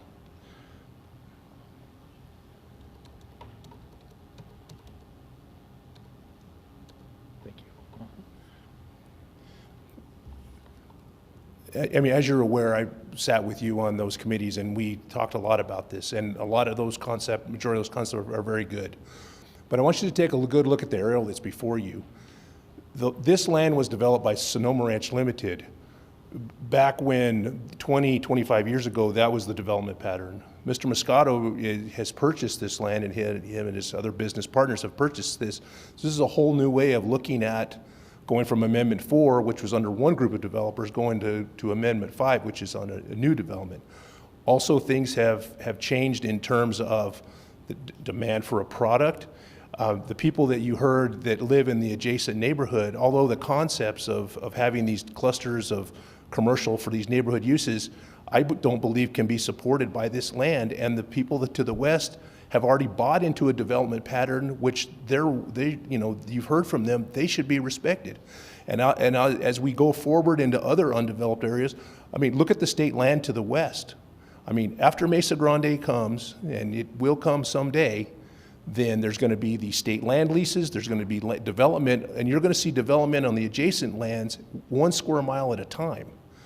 And if we look back to Vistas of Presidio, which all of this area was mapped out and zoned and such, there's all kinds of commercial activities.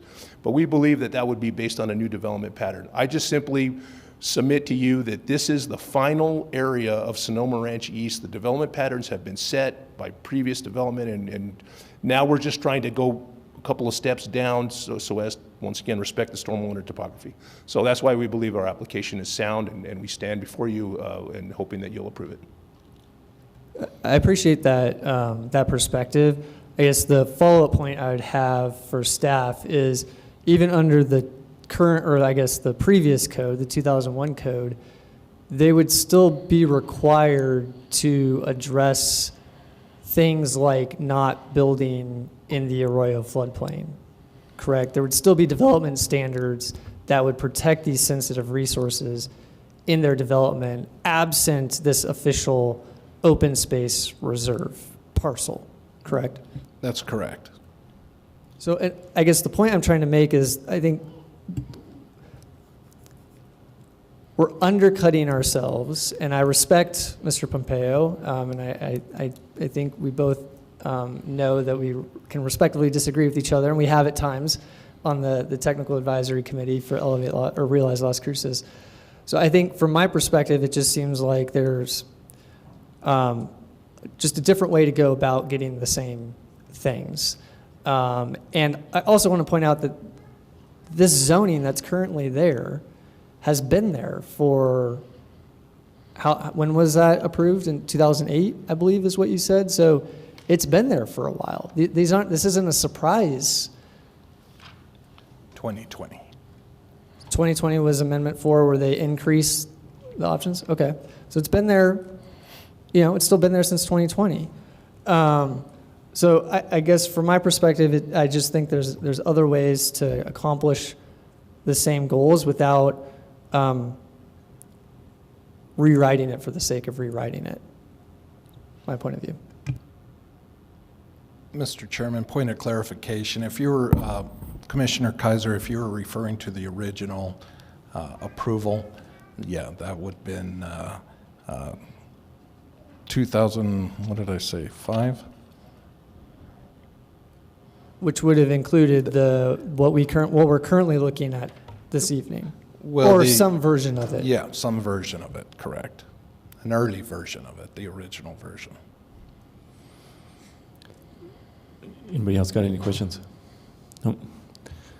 Okay. I have just one last question on there. Can you go to the web or to the view where it shows the open space, the new open space on version 5? Yes. So that's that one right there. This AO1. Mm-hmm. Is there going to be any access to that for like trails or anything like that? Because if you're preserving it, is it just, are we backing up to that, or are we going to have any trails so people can walk in the arroyos? Mr. Chairman, members of the commission, as it's currently proposed, the land use is designated as flood control and open space natural conservation. Otherwise it'd have a recreational designation associated with the open space, and since it does not, I would assume it wouldn't be prohibited, but it's not going to be. You answered my question when you said it was the flood, if there's flood in there, because if you put trails in there, then it's just going to get washed away. So thank you. That's all I had. Mr. Chair, I'd like to make a motion, please. I make a motion to approve the proposed master plan amendment as known as Sonoma Ranch East 2, Amendment Number 5, case number 24CS05000131.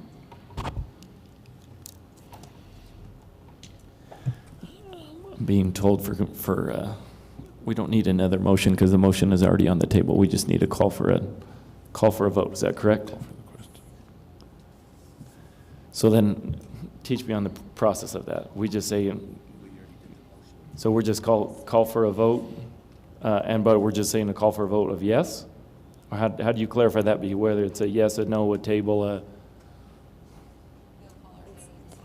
So I'll do the roll call right now, the first one being on the master plan amendment, the second one being on the zoning change. So on the case regarding the master plan amendment, Commissioner Acosta?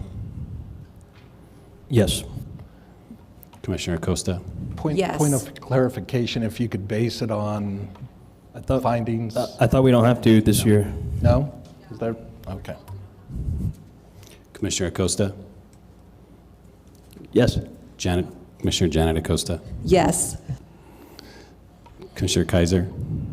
No, I just don't think that there was enough analysis here tonight to determine that this is consistent with Elevate Las Cruces. Chair? Yes. Okay, motion passes. This one is on the amendment for the proposal for the zoning change. Commissioner Acosta? Yes. Commissioner Janet Acosta? Yes. Commissioner Kaiser? No, based on my previous statement of what I believe. Chair? Yes. Motion passes. Thank you.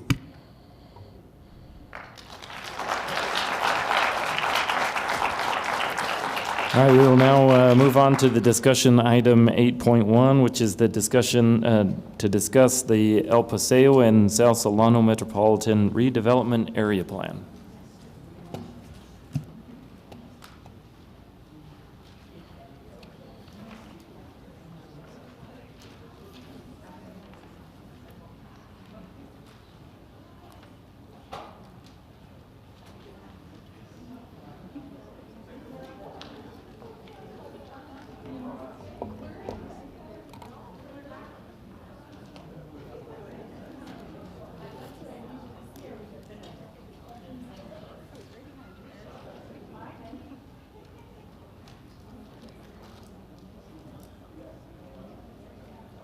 Are they running?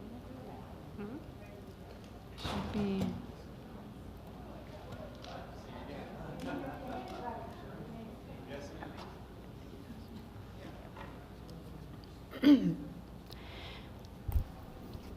Good evening, Chairman and Commissioners. For the record, I'm Blair Flores with the City of Las Cruces Economic Development Department. We are here this evening to present the El Paseo and South Solano Metropolitan Redevelopment Area Plan, which has been prepared by Sites Southwest over the past year. The plan was shared with you in advance of tonight's meeting, and we hope you've had the opportunity to review it. To provide some context, a Metropolitan Redevelopment Area, or an MRA, is a designated area within a city that has been identified as physically or economically blighted and in need of revitalization. At this time, I'd like to introduce Danny Wilson from Site Southwest, who will provide a more detailed overview of the plan and its contents.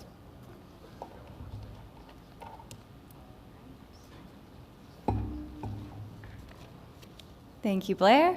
Move this down. Can you all hear me all right? Okay. Good evening, Mr.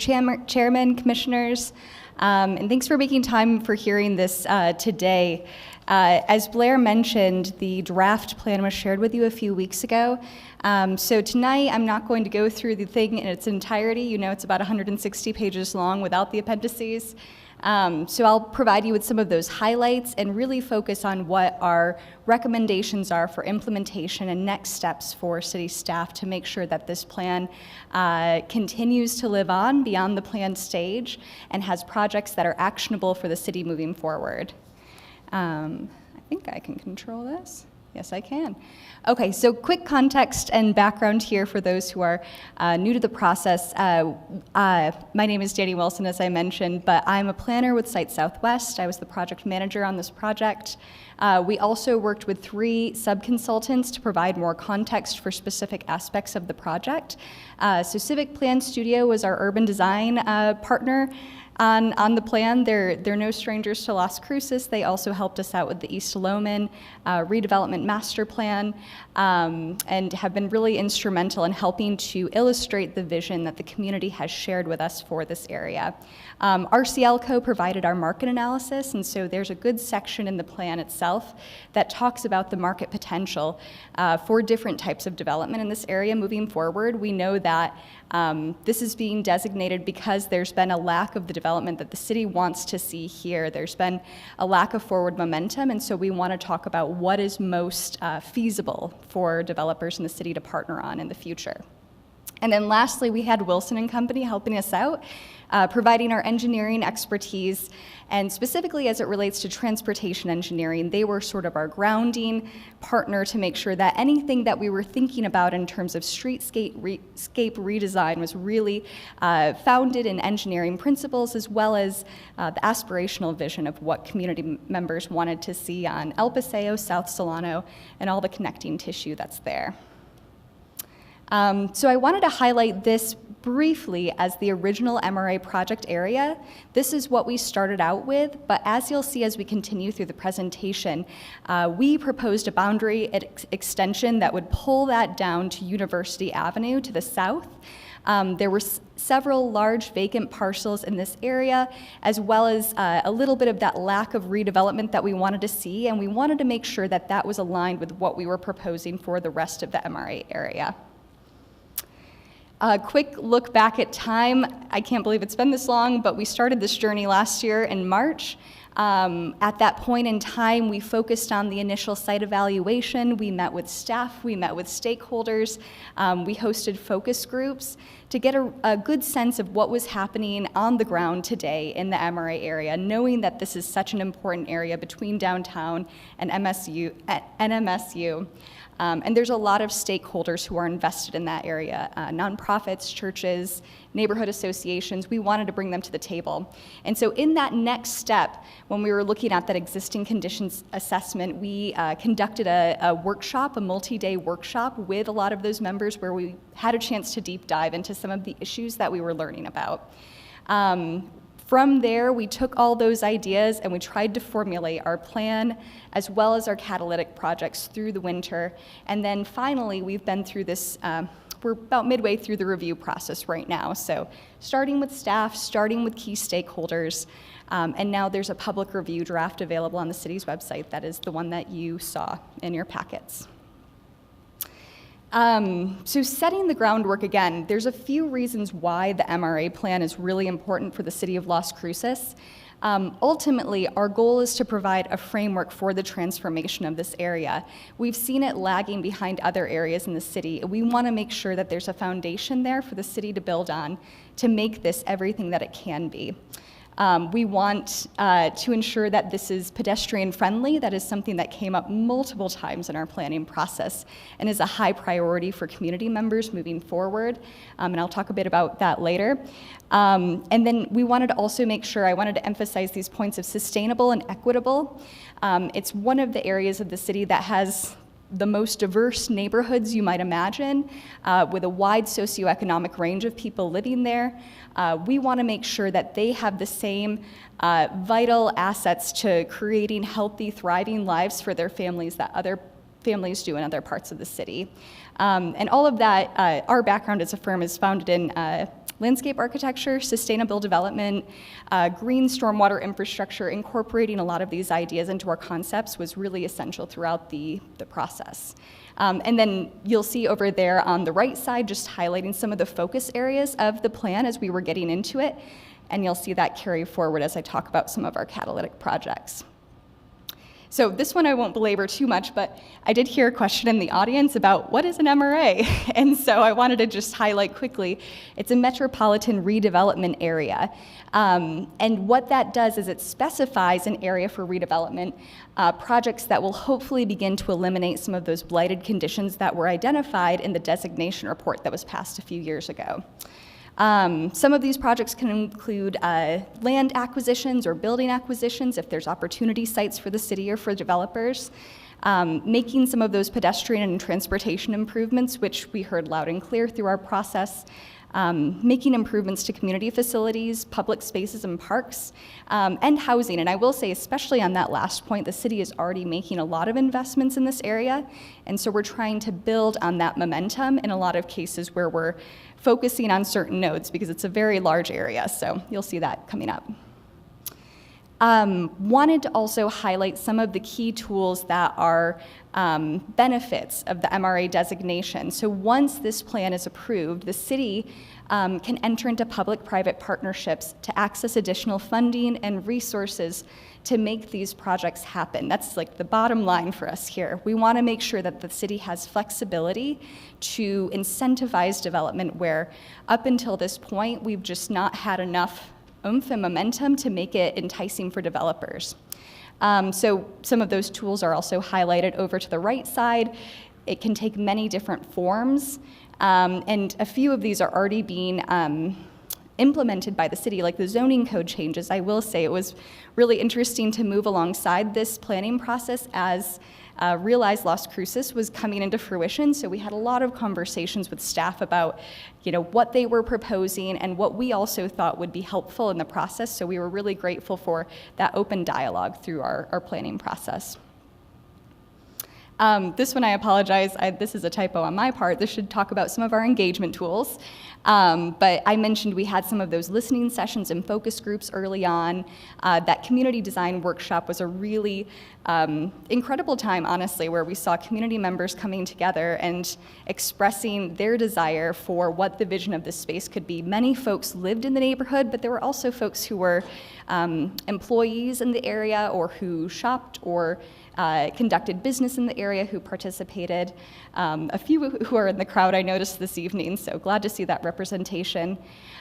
We had a community survey that was conducted through the winter. We wanted to take some of those ideas we heard and make sure they were right or begin to tease out some more details there. And we had over 2,000 responses, which I will say credit to communications and outreach teams at city staff and everybody who told their neighbors about it. We had some creative ideas for that, but ultimately there was a lot of energy put into that to get the responses that we did, and 32 of those were in Spanish, which we were pretty happy with. It's still kind of a low number, but given the household composition of this area, it was something. And then finally, we have that public review draft open now, and we're using a hopefully more interactive tool so that it's not too cumbersome for people to look through 160 pages of a document. We have sections that allow them to jump to the different chapters, or you can even search by a keyword. Say you're really interested in pedestrian safety. You can find where that's discussed in the plan easily using the tool, so hopefully we get some good responses there. This is really small, so I apologize. You probably can't read it very well, but I wanted to just highlight some of what we heard in terms of the top priorities for redevelopment in the area from the community. And number one was the focus on safety and security. Maybe no surprises there. This is something that is very it can be a part of your day-to-day experience as you're in a space. It can impact how, if you go into a business or not, if you're a student walking from school to a restaurant up the road, all of that comes into play. And so we have recommendations that are targeted toward addressing those concerns with both the business community and the neighbors, as well as LCPD. Number two, and this is probably, again, no surprise, the transformation of El Paseo Road is number one in everyone's minds because this has been a part of the public dialogue and conversation at this point for decades. It's really been a long time coming, and so we're hoping that this plan gives you and the city staff the momentum you need to make that happen and hopefully begin to identify some of the resources to do it. We know it's not going to be a cheap project. This is going to be a huge investment by the city, so hopefully we've given you the foundation to get there. Broader focus on neighborhood improvements was also prioritized, as well as thinking about our business community. What can we do to support them here, especially those small businesses that, in spite of maybe some of the safety and security concerns, have really stuck it out and want to make their investment worthwhile here. This is also kind of hard to see. The previous presenter was doing the Zoom trick, which I may or may not be able to do. Magnify slide. We might be able to get in there. So essentially, what we wanted to do was, but then I'm going to jump back out. I'm going to go through the bullet points first. What we wanted to do overall for this area is reinforce El Paseo as that primary corridor and connection between downtown and NMSU. South Solano is also very important, but it's not the same high sort of institutional commercial use. It's more of that mom and pop shop style commercial, which actually has a really good baseline infrastructure to work with. We think there's a lot of good things happening over there, and so really El Paseo is the one where we're focusing a lot of what we're proposing as initial investments. We want to encourage a mix of commercial and housing around here.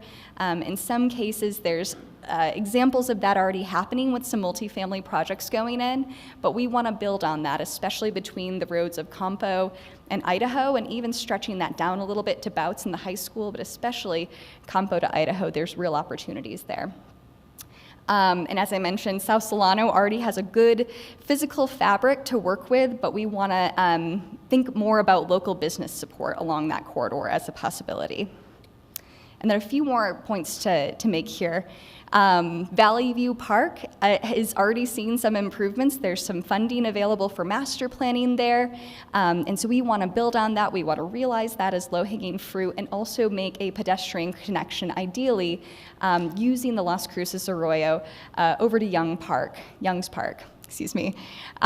in the northeast. So creating a nice green corridor for residents to access these facilities, as well as the library, the Munson Center, and Valley View Elementary that are on the west side there.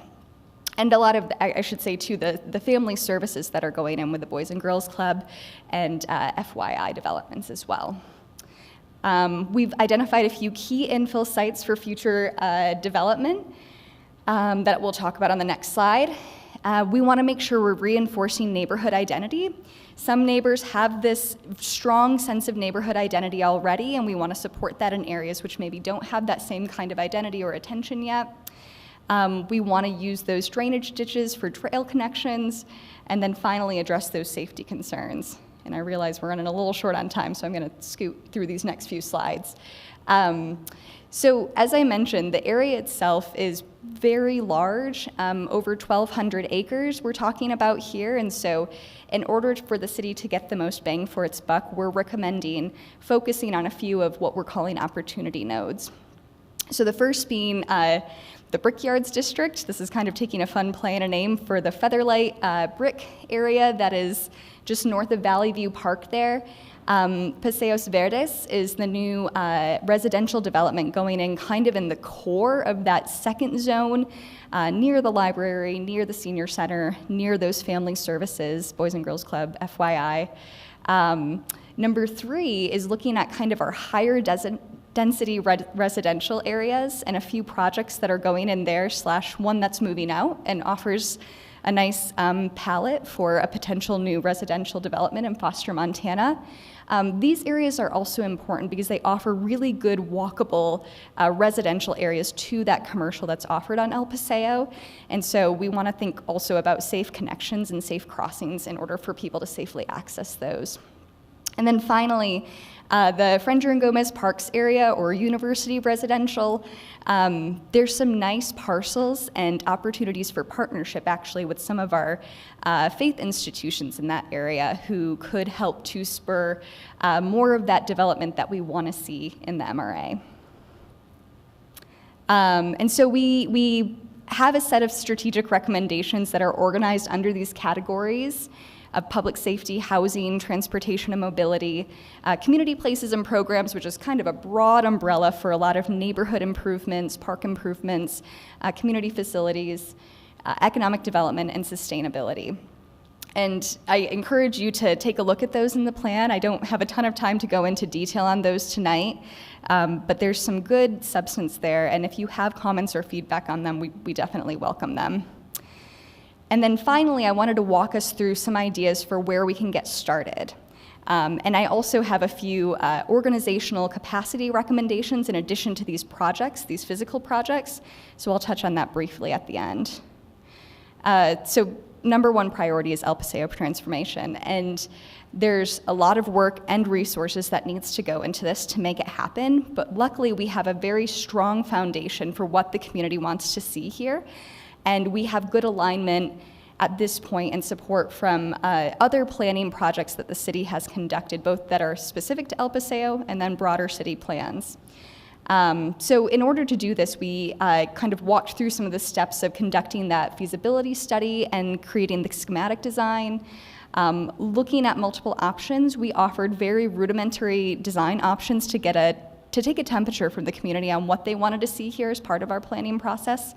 But ultimately, it's going to need to go through the full design process with an engineering firm to make sure that that is aligned with what the city wants and what works well for property owners there as well, because it's going to take some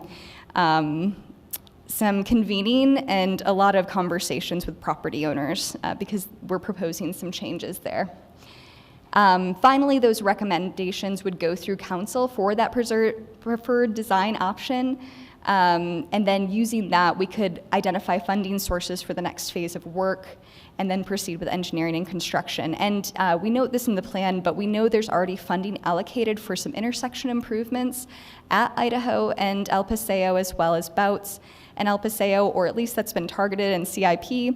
And so we want to try to, as much as possible, not backtrack on that work, but align those intersection improvements with work on the corridor in those sections. This is tangential to that, but ultimately, as we begin to redesign the street of El Paseo, it opens up opportunities for infill development that could be mixed use along the way. This is something we saw strong support for from both businesses and residents in our process.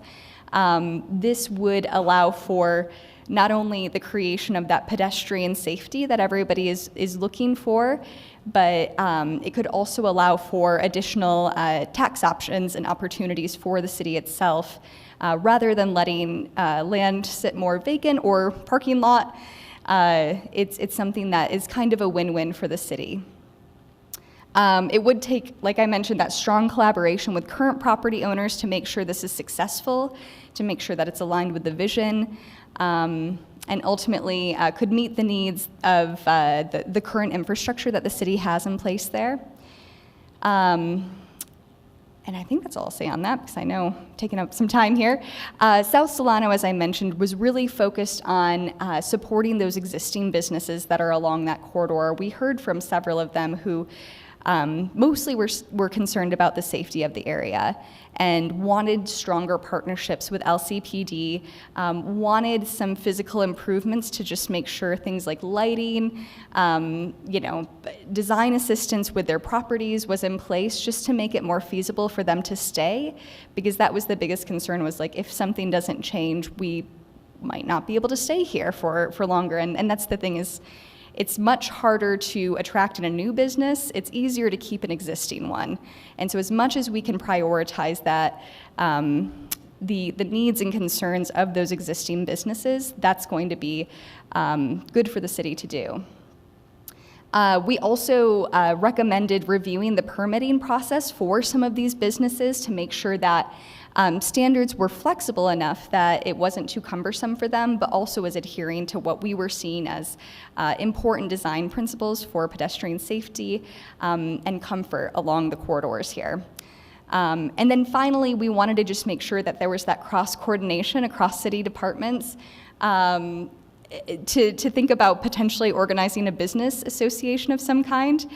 There's not always an appetite for this, and we recognize that it is a lift for staff. And so this is something that is, if there is demand there and if the capacity for staff opens up, this could be something that could be really helpful to have one voice from the business community rather than having sort of dispersed concerns and things happening, and not a good way to consolidate that. Valley View Park activation, this one's, again, like I said, kind of the lowest hanging fruit of the bunch. There's already investments happening here.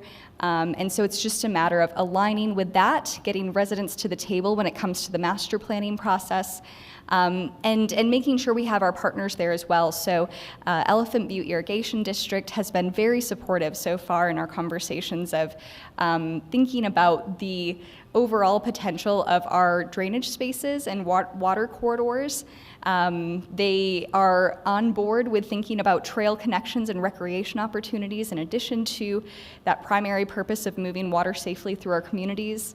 And then finally, we were just thinking about activation of these spaces. And so there are some ideas within our community survey responses about activation and programming that is also relevant in terms of recommendations for staff, especially on the neighborhood side.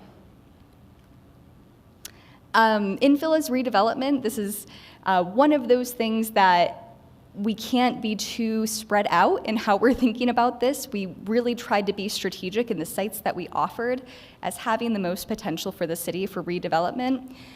So looking in that Brickyards district, the Featherlight property near the Valley View Park, thinking about building off, there's a few vacant parcels that are around where the Boys and Girls Club and FYI are going in that really could create this potential gateway to El Paseo at Campo/Wyatt and El Paseo.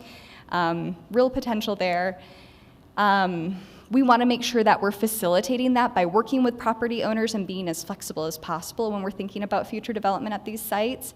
But then also we're helping them along the way. So if they don't have the expertise or skills, we were thinking about how we could expand or uplift the work that the design review committee is already doing to perhaps offer some special assistance when it comes to design and making sure that that design is aligned with what the vision is for this area, for the MRA plan. And then finally, with the updated zoning, this is kind of already in place. The zoning really is aligned with what we see also as a vision for this area, so that's pretty much good to go. And then finally, we thought about creating a concise housing resource guide for potential developers. And I will say this is not our idea, this came from staff. And so staff is already thinking about how do we facilitate the kind of development that we want to see, and this is one tool that could help with that. Public safety improvements. This one's a tricky one, but LCPD is already doing a lot of work. Their community outreach team talked to us about a lot of the programs that they already do, like the bike rodeos, the pop-up events.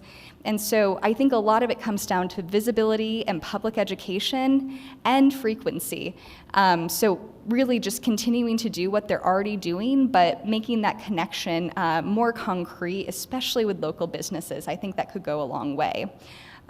We thought about, there's a small parcel right between Frenger and Gomez Parks that actually could be optimal for a potential future police substation. This is a many years down the road thing, but we know there's a lot of concerns around the parks there, and there is a bit of a gap there as well in terms of those types of services, and so we would offer that as a consideration for a future police substation. We wanted to make sure that we were partnering again with those business owners to potentially establish private security that would complement the police presence. So thinking about programs where you could have that virtual presence and security to expand the capacity of our in-person police force. And then finally, there's physical improvements. So thinking about safety that comes from having better lighting on in the evenings, better shade, sidewalks, just improving the overall experience of the public realm so that people feel better and safer out there moving around. As I mentioned, trail connections, I won't belabor this one too much, but there's already plans in place for some of these water corridors, and so we are all on board with doing that to make sure we have those nice separated pedestrian connections. There's one that goes east-west and north-south, and so we would advocate that both of those be implemented. For neighborhood and community placemaking, we again just want to, we heard from neighbors that a lot of them have ideas for what they could already do to improve their areas, but it would really help to have some extra city capacity to help them carry out those ideas. So cleanups and property improvement days were something that came up. Something as simple as a neighborhood signage program can really go a long way. There were thoughts about partnering with the students from Las Cruces High School, maybe the woodworking shop, who could support that, and you could bring that together for both of those groups. And then finally, just making sure, again, it's tough when you have an all-volunteer association, and so having a little staff capacity to support those neighborhood associations could go a long way in just creating continuity for them. And then before I jump to questions, actually, I did promise I wanted to jump a little bit into where we recommend that the city should start with this. And the first was in the capacity organizational area. So ultimately, none of these projects can happen without people and resources behind them. And so we did recommend that for the future championing of MRA projects, that an MRA committee or something like that be created that would work with staff, that would look at not just this MRA plan, but future MRA area plans to determine what projects to start with and champion moving forward. Ultimately, City Council would still be the final approver of those projects and those recommendations, but having a dedicated group with representatives from local institutions, neighbors, developers, and the like could be really helpful in keeping the momentum on this work going. The second was making sure that we're including that expanded MRA boundary area that goes south to the University Boulevard. So we want to make sure that as part of this process, we're including that so that we're not backtracking and going back to include that. So we're proposing actually reworking that new boundary into the MRA plan so that when we go for approval of the plan overall, we could also designate that new area at that point in time. And I think that's about it. I know I've been talking for a while, so I think I will jump and open it up for questions. So thank you. Any commissioners have questions? Costa. I can start, I'll probably be short, but I guess, yeah, like, so it's this initial concept of a plan.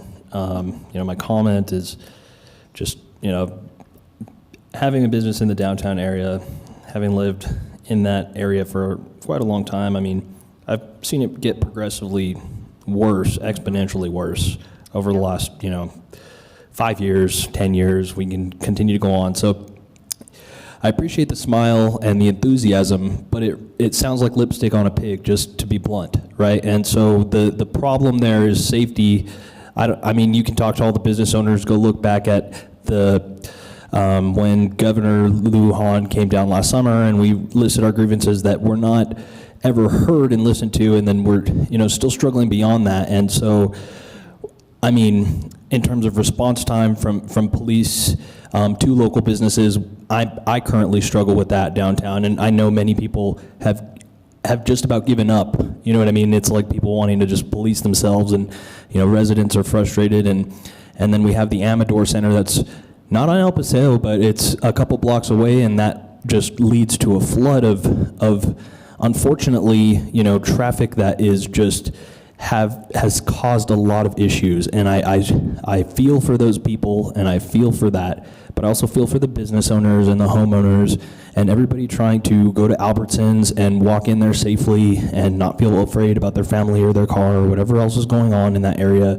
and everything else. And so I don't necessarily know how to propose that we need to start there before we start dumping money into anything else. But that's like my question is how do we make that step one before we start painting all these pictures and these visions of these nice things when last year this has been a problem. This has been on record a problem for our city, and that's my big core concern here. Yeah. No, and I think that's exactly right. Like, you're echoing exactly what we heard from businesses and residents like over the last year.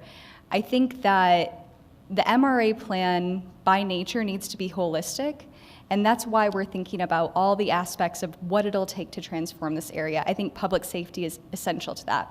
That's foundational. But it also includes the physical transformation and the vision we want to see, not just for the next 5 years, but for the next 30 years for this area. So that's also why we've included a lot of the physical developments and projects that we have. But I think you're right. And I will also say, there's no silver bullet. We're coming at this from the angle of physical and economic development, but there's a lot of work that's going into this from the human resources, from the neighborhood services side, from a lot of the folks who are working in that area. One of the things we did as part of this process was we handed out flyers and talked with people as part of a food drive in the area that we did in coordination with Real Life Church. And so I see that there's a lot of need there, and I will say that the MRA plan can't do it all, realistically. Like, we are one aspect of this, and ultimately we will not be the final say in terms of public safety response. All we can do is make recommendations for how the city might begin to approach that when thinking about how to holistically transform this area. But I understand what you're saying in that if that doesn't happen first, it's going to be very difficult for these other things to happen in terms of transformative projects. So I appreciate what you're saying. And I think that something we can do is begin to revisit that. This is draft form, and if there are areas that we can improve and beef that up, we'll do our best. But I will also say, this is a plan for the community, this is a plan for staff, this is a plan for leadership, but it's going to be housed within economic development and community development too.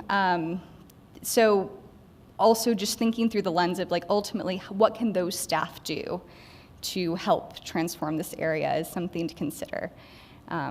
Yeah, to that point, I mean, to go and build new places for the windows to get broken and all these things to happen and people to invest all kinds of time and money, and we're not solving the crime and the issues in that area. I mean, we are just, we're just not doing it. And so anyways, thank you. Yeah, no, I appreciate that. To piggyback off of my fellow commissioners, I think public safety is, as we all know, is number one. That's fundamental. Number two is, how do we attract those businesses? How do we attract those small local businesses? We need to throw incentives. We need to help grow. Instead of being a city of anti-growth, we need to be a city of growth and invite everyone in and say, let's do this. How can we help you grow your business, whether you're a small local business or you're a big corporation? I think we just really need to do that. I think we have a stigma here in Las Cruces that we're not a friendly city. If you have a business, you don't want to come here and you don't want to grow because, you know, there's zoning issues, I can go on and on. But we need to open up our doors and be business friendly, bottom line, whatever that looks like.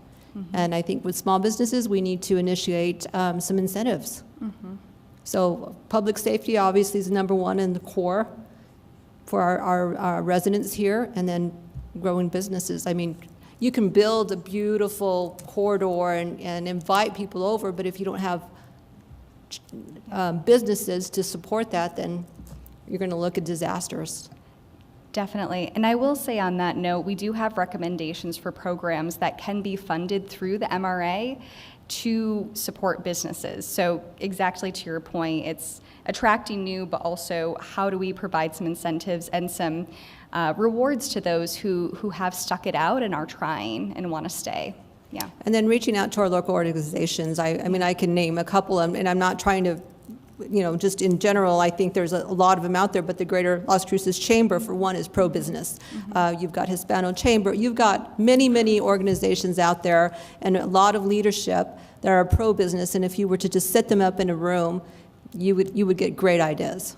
Yeah, and I will say, so we've met with several folks from the Chamber, and they were also invited into our workshop, and so we had representatives there as well.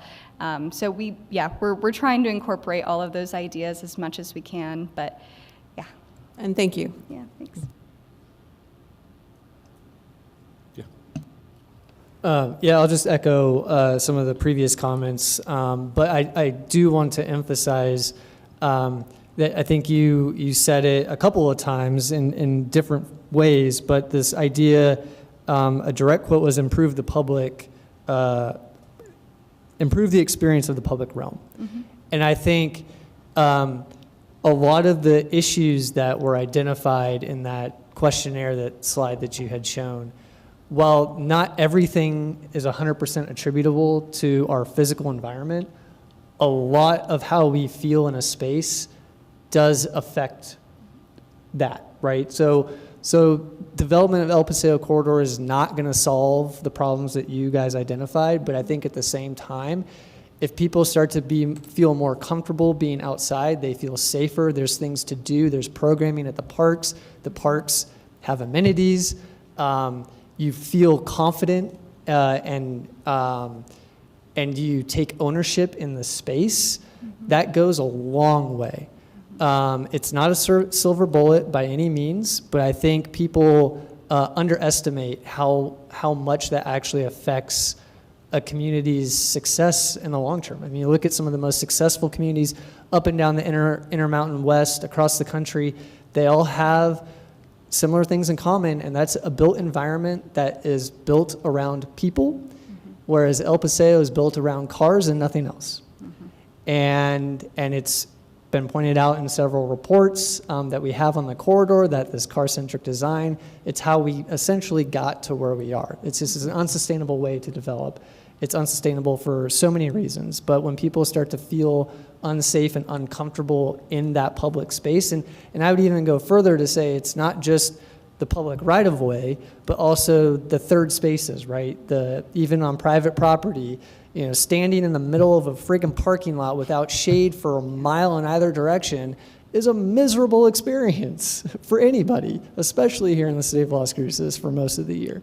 So how we feel there and what we do to improve that, I think will be a very positive step in the right direction. So I also just want to say thank you for this report, this document. It was refreshing to read something like this for the city of Las Cruces.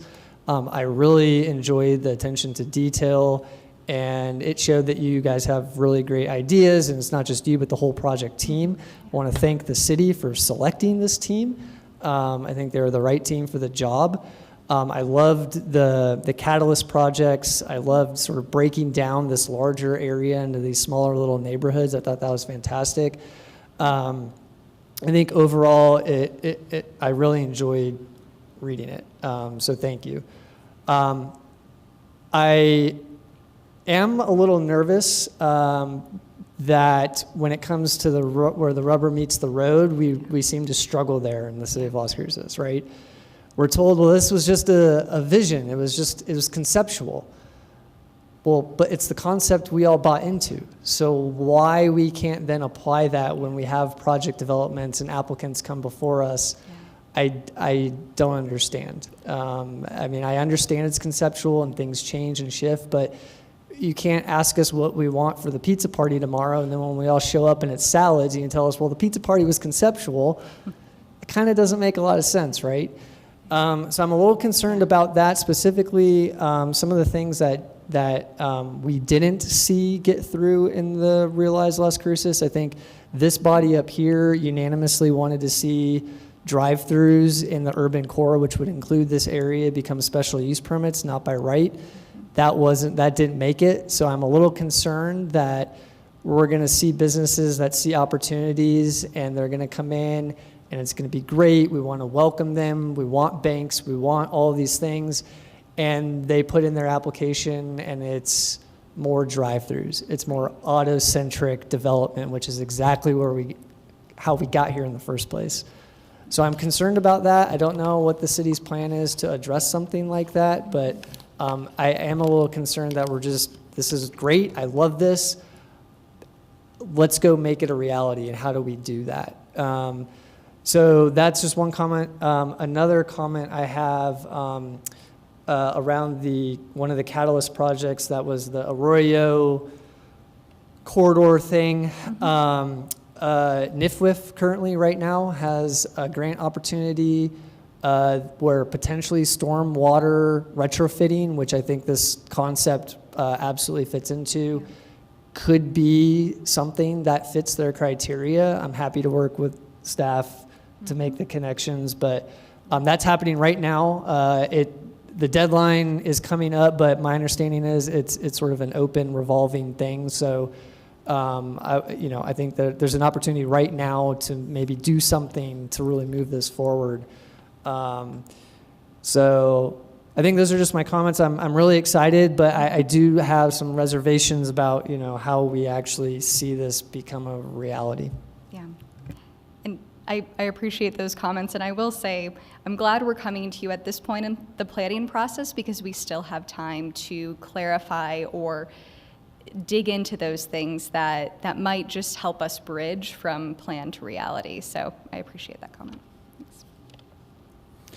Thanks. My question is why is a land developer and a home builder and a business owner, why would I care about anything in the MRA versus just buying land that's already vacant land and I can develop it just using the realize? Why would I want to come down into a downtown area that is already known for struggling, right? And if I put a business in there, then I'm going to have vagrants break my windows and steal my stuff. What is it about an MRA that I would be interested in? Like, why would I go there? I'm going to actually jump back a few slides because there are some incentives that the city can use to help to make that case.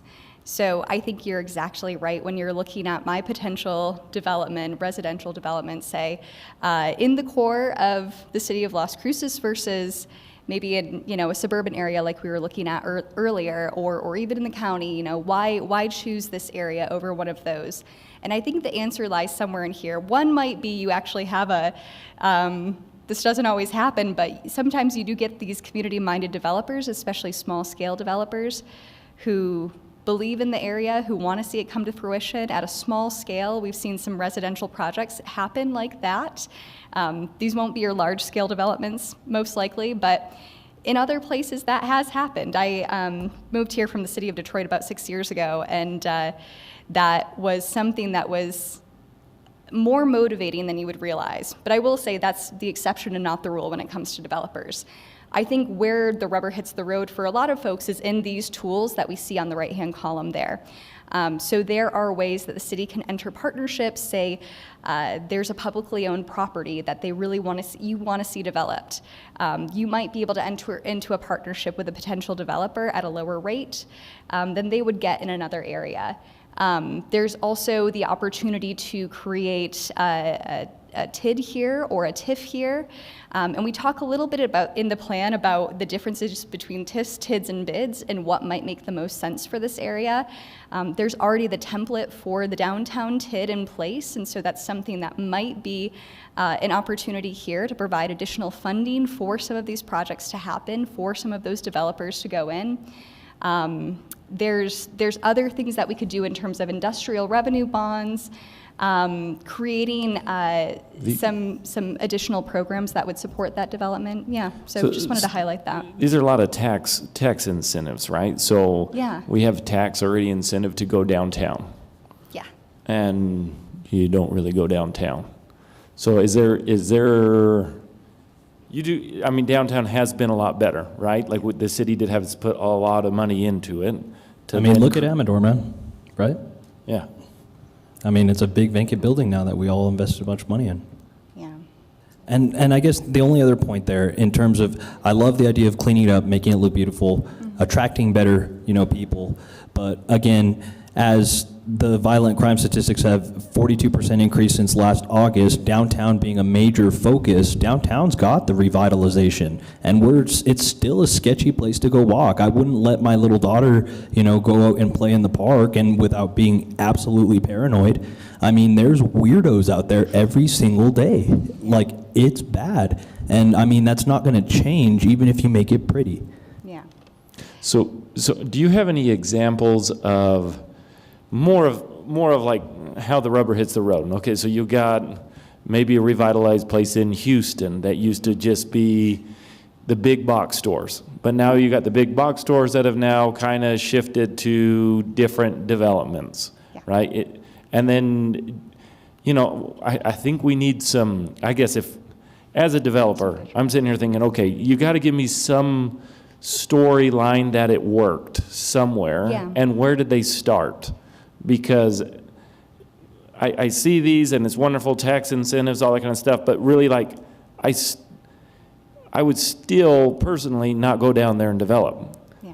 Like, just because I got a tax incentive, the rest of the area, we have people right now that come to me and say, do you have commercial land on the other side of town? Because I don't want to be down there. Yeah. I'm sick of my business over here because I keep getting broken into. So there is, that's what I'm trying to say is just because now we have a new MRA, what is it? What actually incentivizes me to come in there? And I don't think it's good for the city to just put more tax incentive, because then, like, in development, we need to put more meat on the bones for the city, right? Like, the city needs the tax increase, but if I incentivize you to come and put your building here, and I'm not going to receive any money as a city for taxes, then how do I have more money to do more things in this area? You don't. So it's all given away, but it's just a Band-Aid again. So I don't know. I'd love to be able to see some type of a example where it worked, because I mean, we got the whole United States. You can pull from examples and see where it's worked. That's just, I'd like to see those. So as a developer, I'd be like, hey, if I did plan whatever that is, here was a success plan, and this is how they did it. This is how they got rid of the vagrants. This is how they got rid of the, basically the bad situation that they're in. And how do we bring that back to it? I don't know. Yeah. No, and we can definitely work on some case studies. I can't remember if it was in the plan yet or not, but one that we talk about that's local, or local-ish, local to Albuquerque, is the Sawmill District, if you all are familiar with that. Took decades to get there, but this was an area that was very industrialized, close to the freeway, has been enormously successful at this point in terms of having started with city partnerships and a nonprofit, the Community Land Trust, that's there. And then from there, we've seen this ballooning of development, private developers coming in now, and on their own, without that city help, making projects happen. And so one local example that comes to mind, but I do think you're right in that if you are a developer looking at this, you're like, well, why should I, and where has it happened and been successful? And so I think that is something that we could add into the plan still. So I appreciate that. Oh, yeah, for sure. Oh, actually, and I'm going to defer to staff real quick.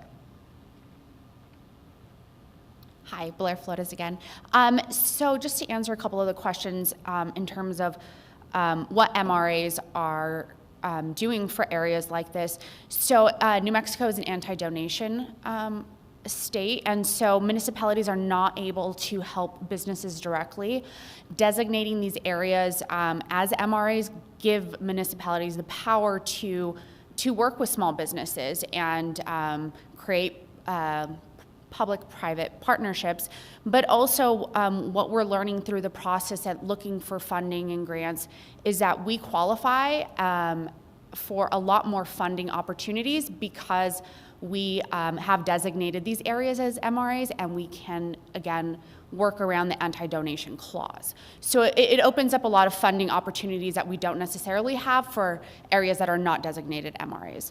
As Danny mentioned, Albuquerque has been probably the most successful within our state for MRAs. They have 20 plus MRAs. Many have been extremely successful. We have already, within our department, started reaching out to other municipalities within our state to learn from their processes of MRAs, what's working, what's not working, what are some funding opportunities, what are some needs. Within our department, we've already started discussing potential programming to address some of the needs.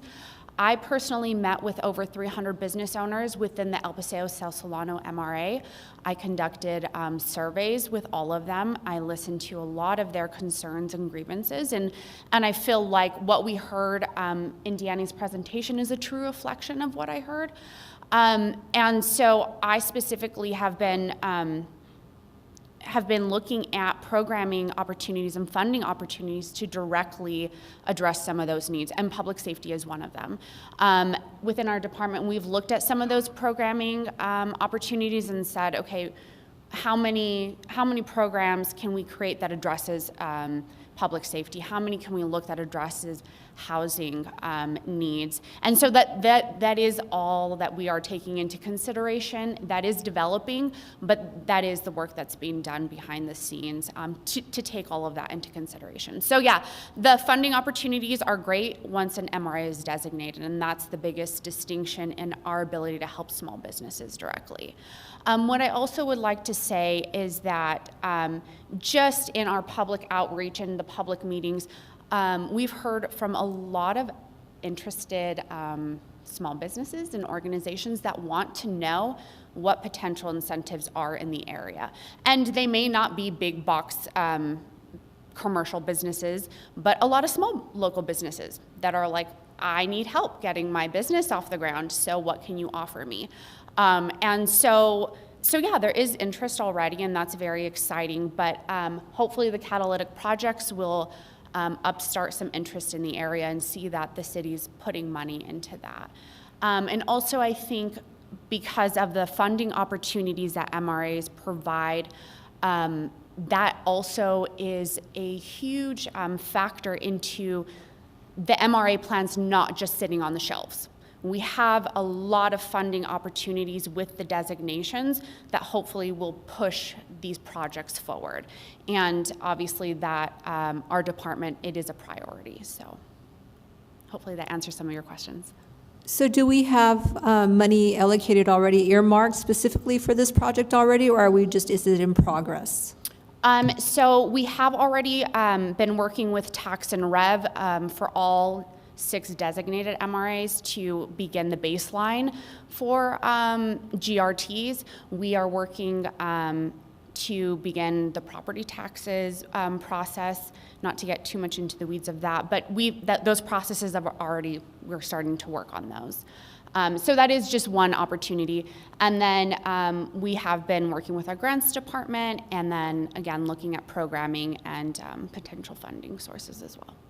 So we currently don't have any earmarked money yet. It's Not right per now se. working in progress. Right, other than the GRT baseline and that. Go ahead. Good evening, everybody. I'm Elizabeth Teeters, the Economic Development Director.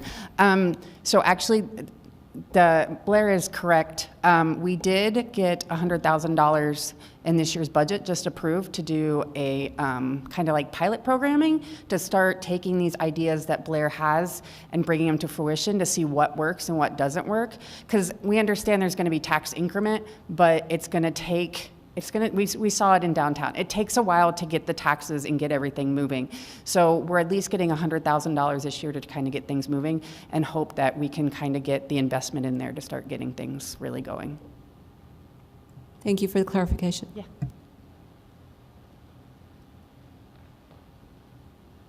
Good afternoon, Natalie Green for the record. I'll also add that we did receive $1 million from the state of New Mexico. We are using that to jumpstart one of the housing developments, and that will bring about $15 million worth of investment to Las Cruces to build the first phase of Paseos Verdes. So that's 80 units of affordable housing.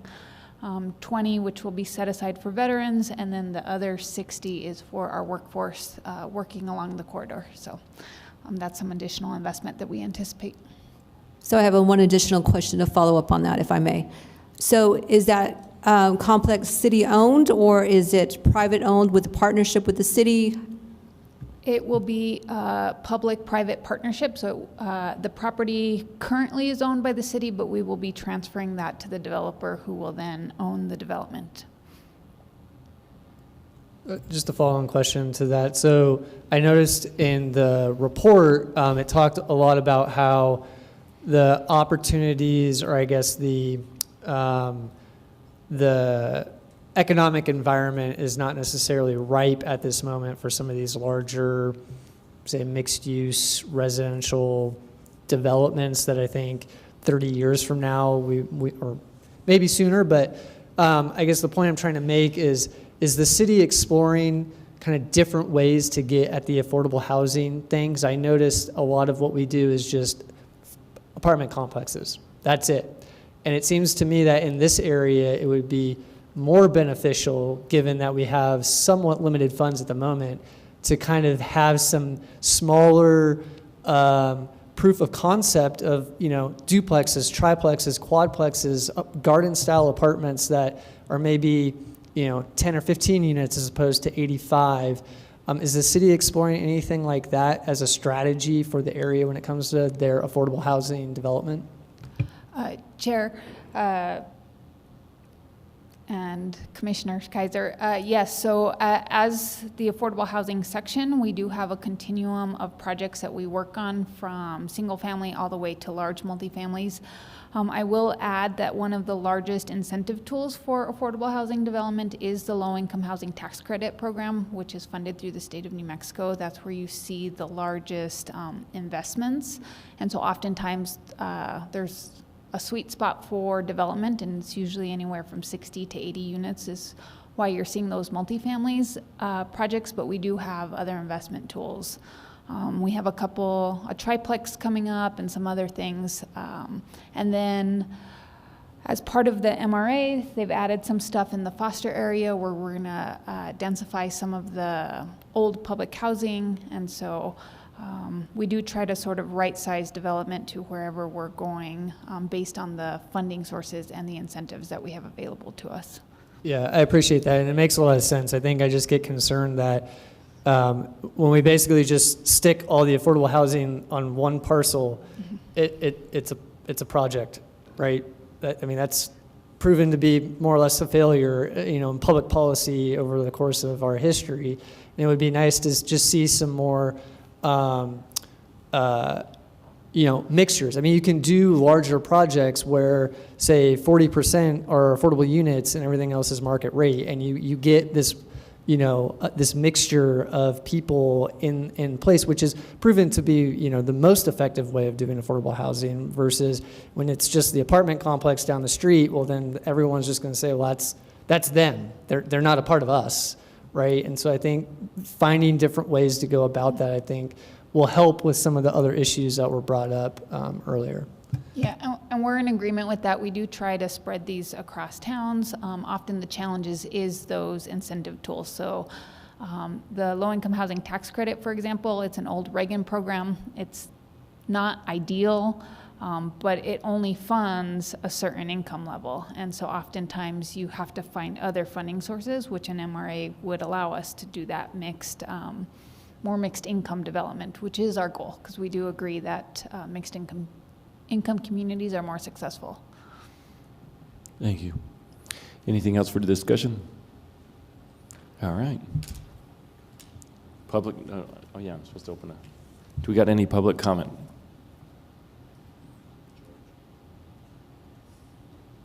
Come on down.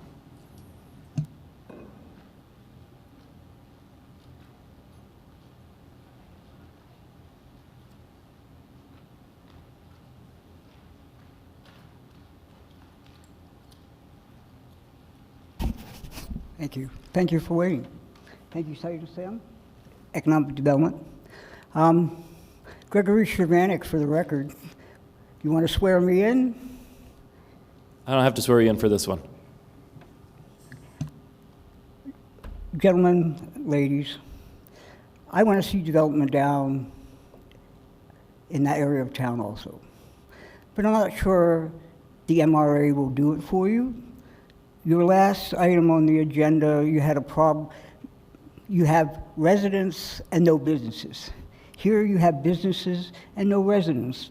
But in order to use any of these tools, you need to make the tax revenue, or GRT, grow above what it is at the base level. As you know, Mr. Thurston, the Arroyo they're talking about is directly behind your business. And I'm not really sure that the city would like the liability of having a whole bunch of people riding down a trail of rocks from Young Park to El Paseo. I live in this area, and this is really urbanization at its highest form, what they're presenting today. I also attended almost every single MRA meeting. Congratulations on the 2,000 solicitations on your survey. I would like to know how many more have given you information on the survey that's still online right now, since 2,000 came from earlier surveys, correct? Okay, so how many people have answered the survey now? So we currently have a plan open for comment, no survey. Okay, well, Sorry, we got to, if we're going to ask questions, she's thank got to you. be able No, to answer them. I don't think this is urbanization, realize, and the MRA is not appropriate. Thank you. Thanks. All right, ready to move on? Yes. Or do you want to table this for next time?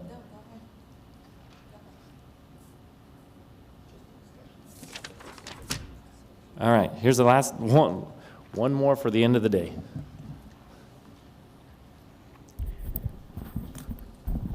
Good evening, Commission. Adam Ochoa, Community Development, for the record. So this essentially, we kind of kept it rather broad, just to get everybody's opinion when it comes to our staff reports and our presentations that we have before you. We've been going, within the last couple of years, we've kind of evolved what our staff reports have become from this rather lengthy, admittedly kind of repetitive at times as well, staff reports, to a much more condensed staff report that kind of mimics more what City Council has, and then we just try to present everything to you all.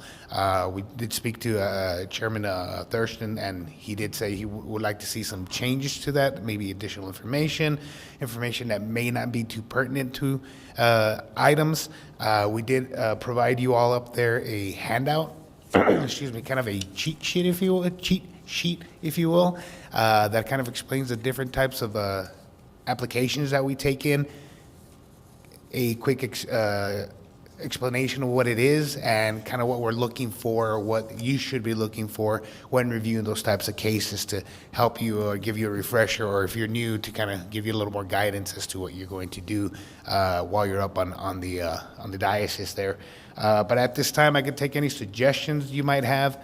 I know it's kind of last minute, like to just tell you what do you want us to put on our staff reports, but staff is willing to definitely still take emails. First of all, Commissioner Kaiser, thank you for that staff report from City of Santa Fe. We've looked at that in the past as well.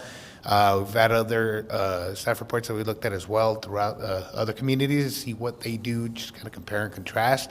But we'll take any suggestions tonight. If none, please email us. We'll put something together. Next meeting should be a rather light meeting, so we could probably put something together, options for you could see what we can put on there.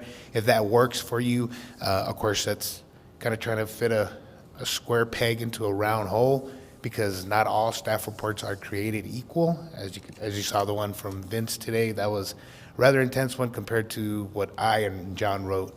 It's definitely apples and oranges, still fruit, but apples and oranges. But any suggestions, I'll definitely take those now. If not, we could definitely take those emails after the fact. And phone calls. We do pick up the phone. Well, I'm just going to start real quick. The main purpose of it was, I think it was 2 meetings ago when we had like a master plan change, and it was pretty vague, and so I just felt like, hey, I'm approving this with the concept that I think I understand, but yet it wasn't fully, like, I think we had some questions about a park. There was supposed to be a park in it. It was the final round, but then we didn't know if the park was in it or wasn't in it. And it was just kind of, so once that started happening, I started feeling like, hey, maybe I'm going to have to start tabling things instead of being able to approve things. And that was just kind of my personal feeling, because I love growth. I love pushing it forward, and I like doing it. But on that one, I started getting to the point where I'm like, okay, maybe I should table things and then get more information to bring it back to the next. I don't like that. But even tonight's concept a little bit, it would be nice to have a little bit more background, even understanding kind of what the developer is wanting to do. Me, myself as a developer, I know we try to put it as vague as possible, right? Because then you're not bound to anything. But then there's also other master plans that you see throughout. I just went to Houston and we came back, And their master plan was phenomenal. They had a town architect. They told you what buildings are going to be in there, what it looks like the whole works. And so there was no vagueness. You were coming in with a master plan and you said, this is what my concept is, this is what I wanted to do. They went out there and they basically prairie built the whole thing because the electrical still hadn't been in yet. And they had the whole place sold out. It was called an agri-hood. But that was kind of it was just an eye-opener for different things that other cities are doing than what we're doing. We'll allow you to basically come in and give us a concept and say, okay, we should have about 15 in this area, 15 in that area, 30 in that area. And that's kind of how we've done it probably ever since I was a kid. That's what I've known in this town, right?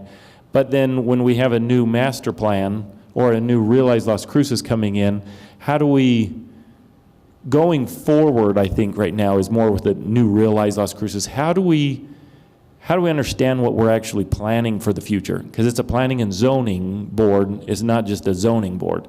As of right now, we're a zoning board. Like, we don't plan really anything, we just, all right, the zone is there, he can do it. If that's the design of it, I'm great for it. I mean, that's the way it is. But I just needed to more have this conversation and understand really, when you give the presentations, I need to know, okay, during this master plan, like right in here, it says, trails and park land concept locations. This last one, we didn't really, there was a park location, but we didn't talk about trails, we didn't talk about, I'm just trying to get more of a feedback and understanding of, in that master plan phase, of when we're really supposed to be putting the right effort in from our side, and then some of the presentations will help us and guide us into, okay, these are the questions that we should be asking, and things like that. Like final plats, when you get down to final plats, those are basically just a procedural process, right? Preliminary plats, a little bit more in-depth, but a final plat and that's kind of procedural. We're going to move forward. Those are already all done. So kind of wanting to understand more of the planning process of it, and then the presentations that are given just have more background in it, especially when I'm doing like tonight, this is the 5th master plan or master plan amendment. It would be nice to have a little bit more background onto that to make better decisions, because if we were, that's just my personal opinion. The other one I think that I've talked to you about, my suggestion, this is the last one, was just timelines on how long it takes the developer to basically get to the point that they're at. Because if it's a master plan and they've already gone 7 rounds with the city, not, whether it's the developer causing the issue, the city causing the issue, I just don't want to be the guy that's in here and has said, okay, it's taken you 2 years to get here, and now go back and do some more, But I just would like to know some timelines on things of how we can be more productive on, I guess, as a board to help that out. Those are my only suggestions. So I just have some feedback and comments, and I sort of feel similarly to Chair Thurston that I feel like I'm not getting really any information about projects in the staff report. I appreciate the fact that the presentations typically have more information, but that's not really helpful when I'm trying to prepare for the meeting, when I'm trying to understand the project, what are the issues, what is my position, what's my interpretation. So while it's great to get it here, I feel like you're just supposed to be, this is a formality, right? The staff report is also public information. It informs people out in the community what's on the agenda. Sometimes you look at an agenda, you have no idea what the project's about for most people, right? I mean, us up here, we typically kind of understand more or less with the description, but a lot of people have very little concept just by reading these very technical descriptions about zone changes and master plan amendments and final plats and preliminary plats. So I think it's a disservice to them as well of not really understanding when they see the sign posted outside or in the paper or whatever of like what actually is the project. I think the staff report should present the case publicly, and then this is just the formality where we now have a chance to have a dialogue. So I think from my perspective, I really don't feel like I know what is happening with the project before I walk in here. and it's kind of an uncomfortable feeling. So I think the Santa Fe example I shared, I think is just a nice way to organize it. I mean, they kind of break it down right into some of the big, the big topics. They have everything from access and traffic is its own section, where they actually analyze what is the project proposing and what is that doing, what are the traffic impacts, if there are any, how people access the site, not only access the site, but how are they traveling around the site. I mean, these things are all important to understand whether or not the project is consistent with the codes and policies that the city has in place.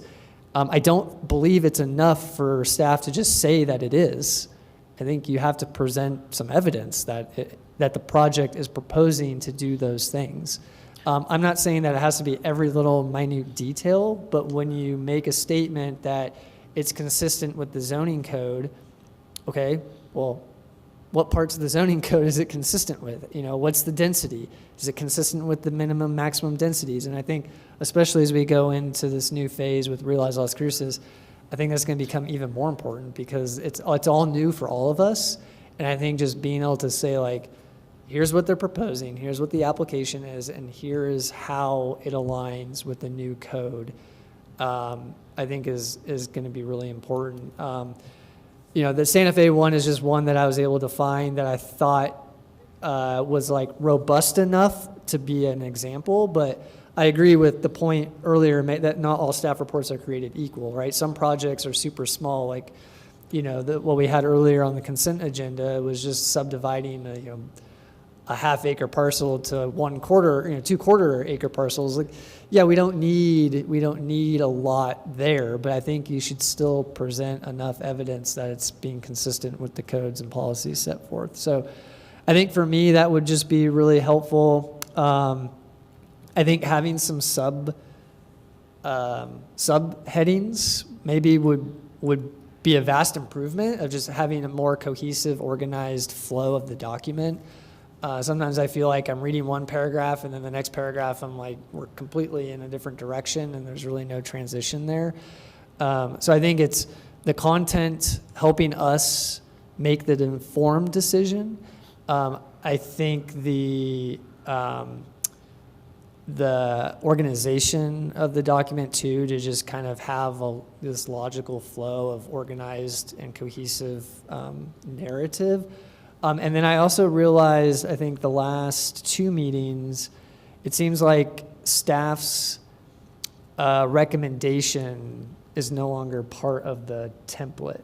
So like, is staff recommending approval with conditions, denial? That I don't think that's on the staff report template anymore. So that would be helpful. Like, what is staff's position? So I think those are just my general comments. I think really I would just like to see more info and also some analysis. So, not just stating verbatim what the applicant put in their letter, but having staff evaluate the proposal against the policies that we have. And I think it should be no secret at this point with this group of kind of what questions we ask from meeting to meeting. So I think you can kind of gauge, I'm going to ask about biking, I'm going to ask about transportation. So, that could probably be a section in it, right? So anyway, just my thoughts. Chris, you got something? Yeah, thanks, Chair. Chris Favor, Community Development Department. So all good comments, and so I just kind of wanted to toss this out here. So tonight, knowing that the zone change that was proposed was somewhat complicated, I thought it was best that we have the applicant come up and speak a little bit towards that. Is that something that you feel could be beneficial on most things moving forward? Did you like the way that tied in with what staff was doing? Not all the things brought to P&Z will be that complicated in the future, but just trying to gauge how you felt the applicant weighing in combination with the staff's presentation, how that worked for you in this instance. I felt that was beneficial, very much hearing it from the developer side of it. I mean, they have the right to develop however they want as long as they follow the code, right? Or what's presented. And I think hearing it from John Moscato's perspective and what his goal is and what his thought process was very helpful. I have a slightly different view on that. I think I appreciate having applicants present their projects. I think that should always be an option. But I think my preference would, I want to hear what staff has to say, because we're not a rubber stamp up here, right? Just because the applicant comes forward and says, I want to do this, we have to say, yep, go for it. I want to hear staff's analysis. I want to hear what staff has to think about it. And if there are questions that staff can't answer, then I think it's appropriate to, redirect it to the applicant. But I think first and foremost, I want to hear what staff has to say, because we don't work for the applicants. We work for the community and we work for the city. And so that's my first, that's who I'm representing. And so I want to hear from staff first. I thought it was beneficial as well. I thought the having a little bit more perspective from the developer did help. I think that could have helped in previous ones as well. It would have clarified up a couple of other things. So that was nice for me.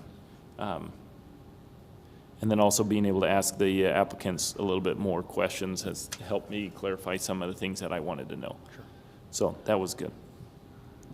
Do we have any other discussions on this or anything that would help you guys to get the information you need? I just for point of clarification, so like a DRC review versus the staff review or recommendation, can you clarify that for me? Mr. Chair, Commissioner Acosta, DRC is essentially staff. Now when they realize it's actually our directors. So they're the ones that actually have the power to say, at that meeting, that's not going to work, let's try to do this kind of thing. So it's still staff. So even if you don't get a staff recommendation, you're getting DRC recommendation, which is still staff. We did separate them typically in the past because staff would have their findings of fact, just to show this is why it said, and then in there would say, because DRC said they recommended approval. So we could definitely try to go back to that realm as well. But like I said, DRC and the minutes and the discussion that happens there, that's explaining to you why they're recommending approval, because they had no issues from an engineering standpoint because it meets all design standards, traffic standpoint because it meets all traffic requirements, so on and so forth like that. I like that because you can refer to it. I do get that the implication of the applicant just kind of being standalone, kind of directing it with a city almost, it kind of helps to mitigate any sort of bias or anything like that. I think when you put kind of the staff recommendation out there just up front, just from my perspective.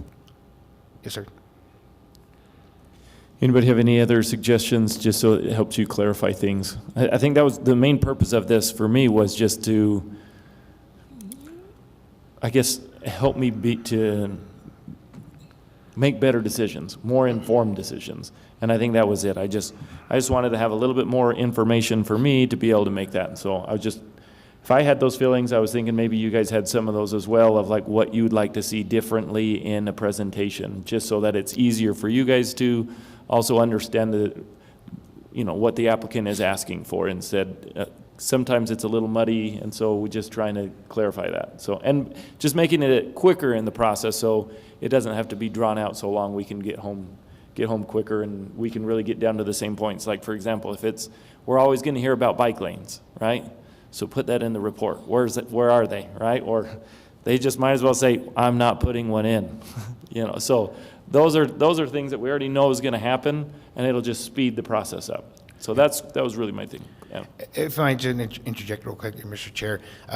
So things like that, and the example you brought up from Houston, that's a great example. But those are not only our master plan is more of just a planning tool. Those types of master plans are not only a planning tool, but it's actual implementation and development. I worked in communities where they've been both sides of the spectrum, where literally the master planner just said, this is my piece of land and I'm going to do this because I'm allowed to. Of course, this is in Texas, so they said yes. Then to somewhere like this, where you're kind of showing where the road's going to go, you're providing some densities, traffic counts, so on and so forth. Then you get into those really intense ones where I was looking in California, where infill, you're allowed to do infill, but you got to do this, and they basically handed everything to them, and they just signed off and they walked away. So there's different aspects when it comes to master planning. So just because you hear the word master planning, there's different interpretations of what a master planning depending on a municipality. Just want to clarify that. Thanks. Yeah, to me, a master plan in Las Cruces is here's your zoning area inside the land that you own. It's not With your real- densities, yeah, some tabular information. It's more of a density of, okay, you're gonna put, in areas, whereas it's not as much of a planning document as, I mean, it kind of is, right? But it's more of, it's kind of, anyways, so. It's very preliminary on that. So where you see some other places where it's like, okay, they're a little bit more. So, I mean, we are Las Cruces, the more strict you get, the less business friendly you get as well, right? So we're trying, I don't want to also go down that road either. I'd still like to keep it in this way, but there's got to be a point where if the citizens of Las Cruces voted for Realize, or the whole process, and we had all of that go through, right? Everyone says this is what we're doing, city council passes it, then there's got to be a point that we somehow on the planning and zoning board have to kind of agree and start pushing that through type of a deal versus just whatever the applicant wants. So there is kind of that little balancing act of like, I don't know, you're kind of playing the judge up here, but also like allowing developers to do what, like, it's their land, it's their right to do what they want. So it's a tough, touchy subject. So anyways, I'm gonna stop. We can all go home.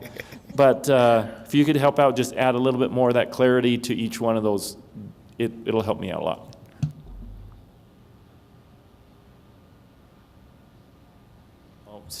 Sorry, we're gonna go on to staff announcements.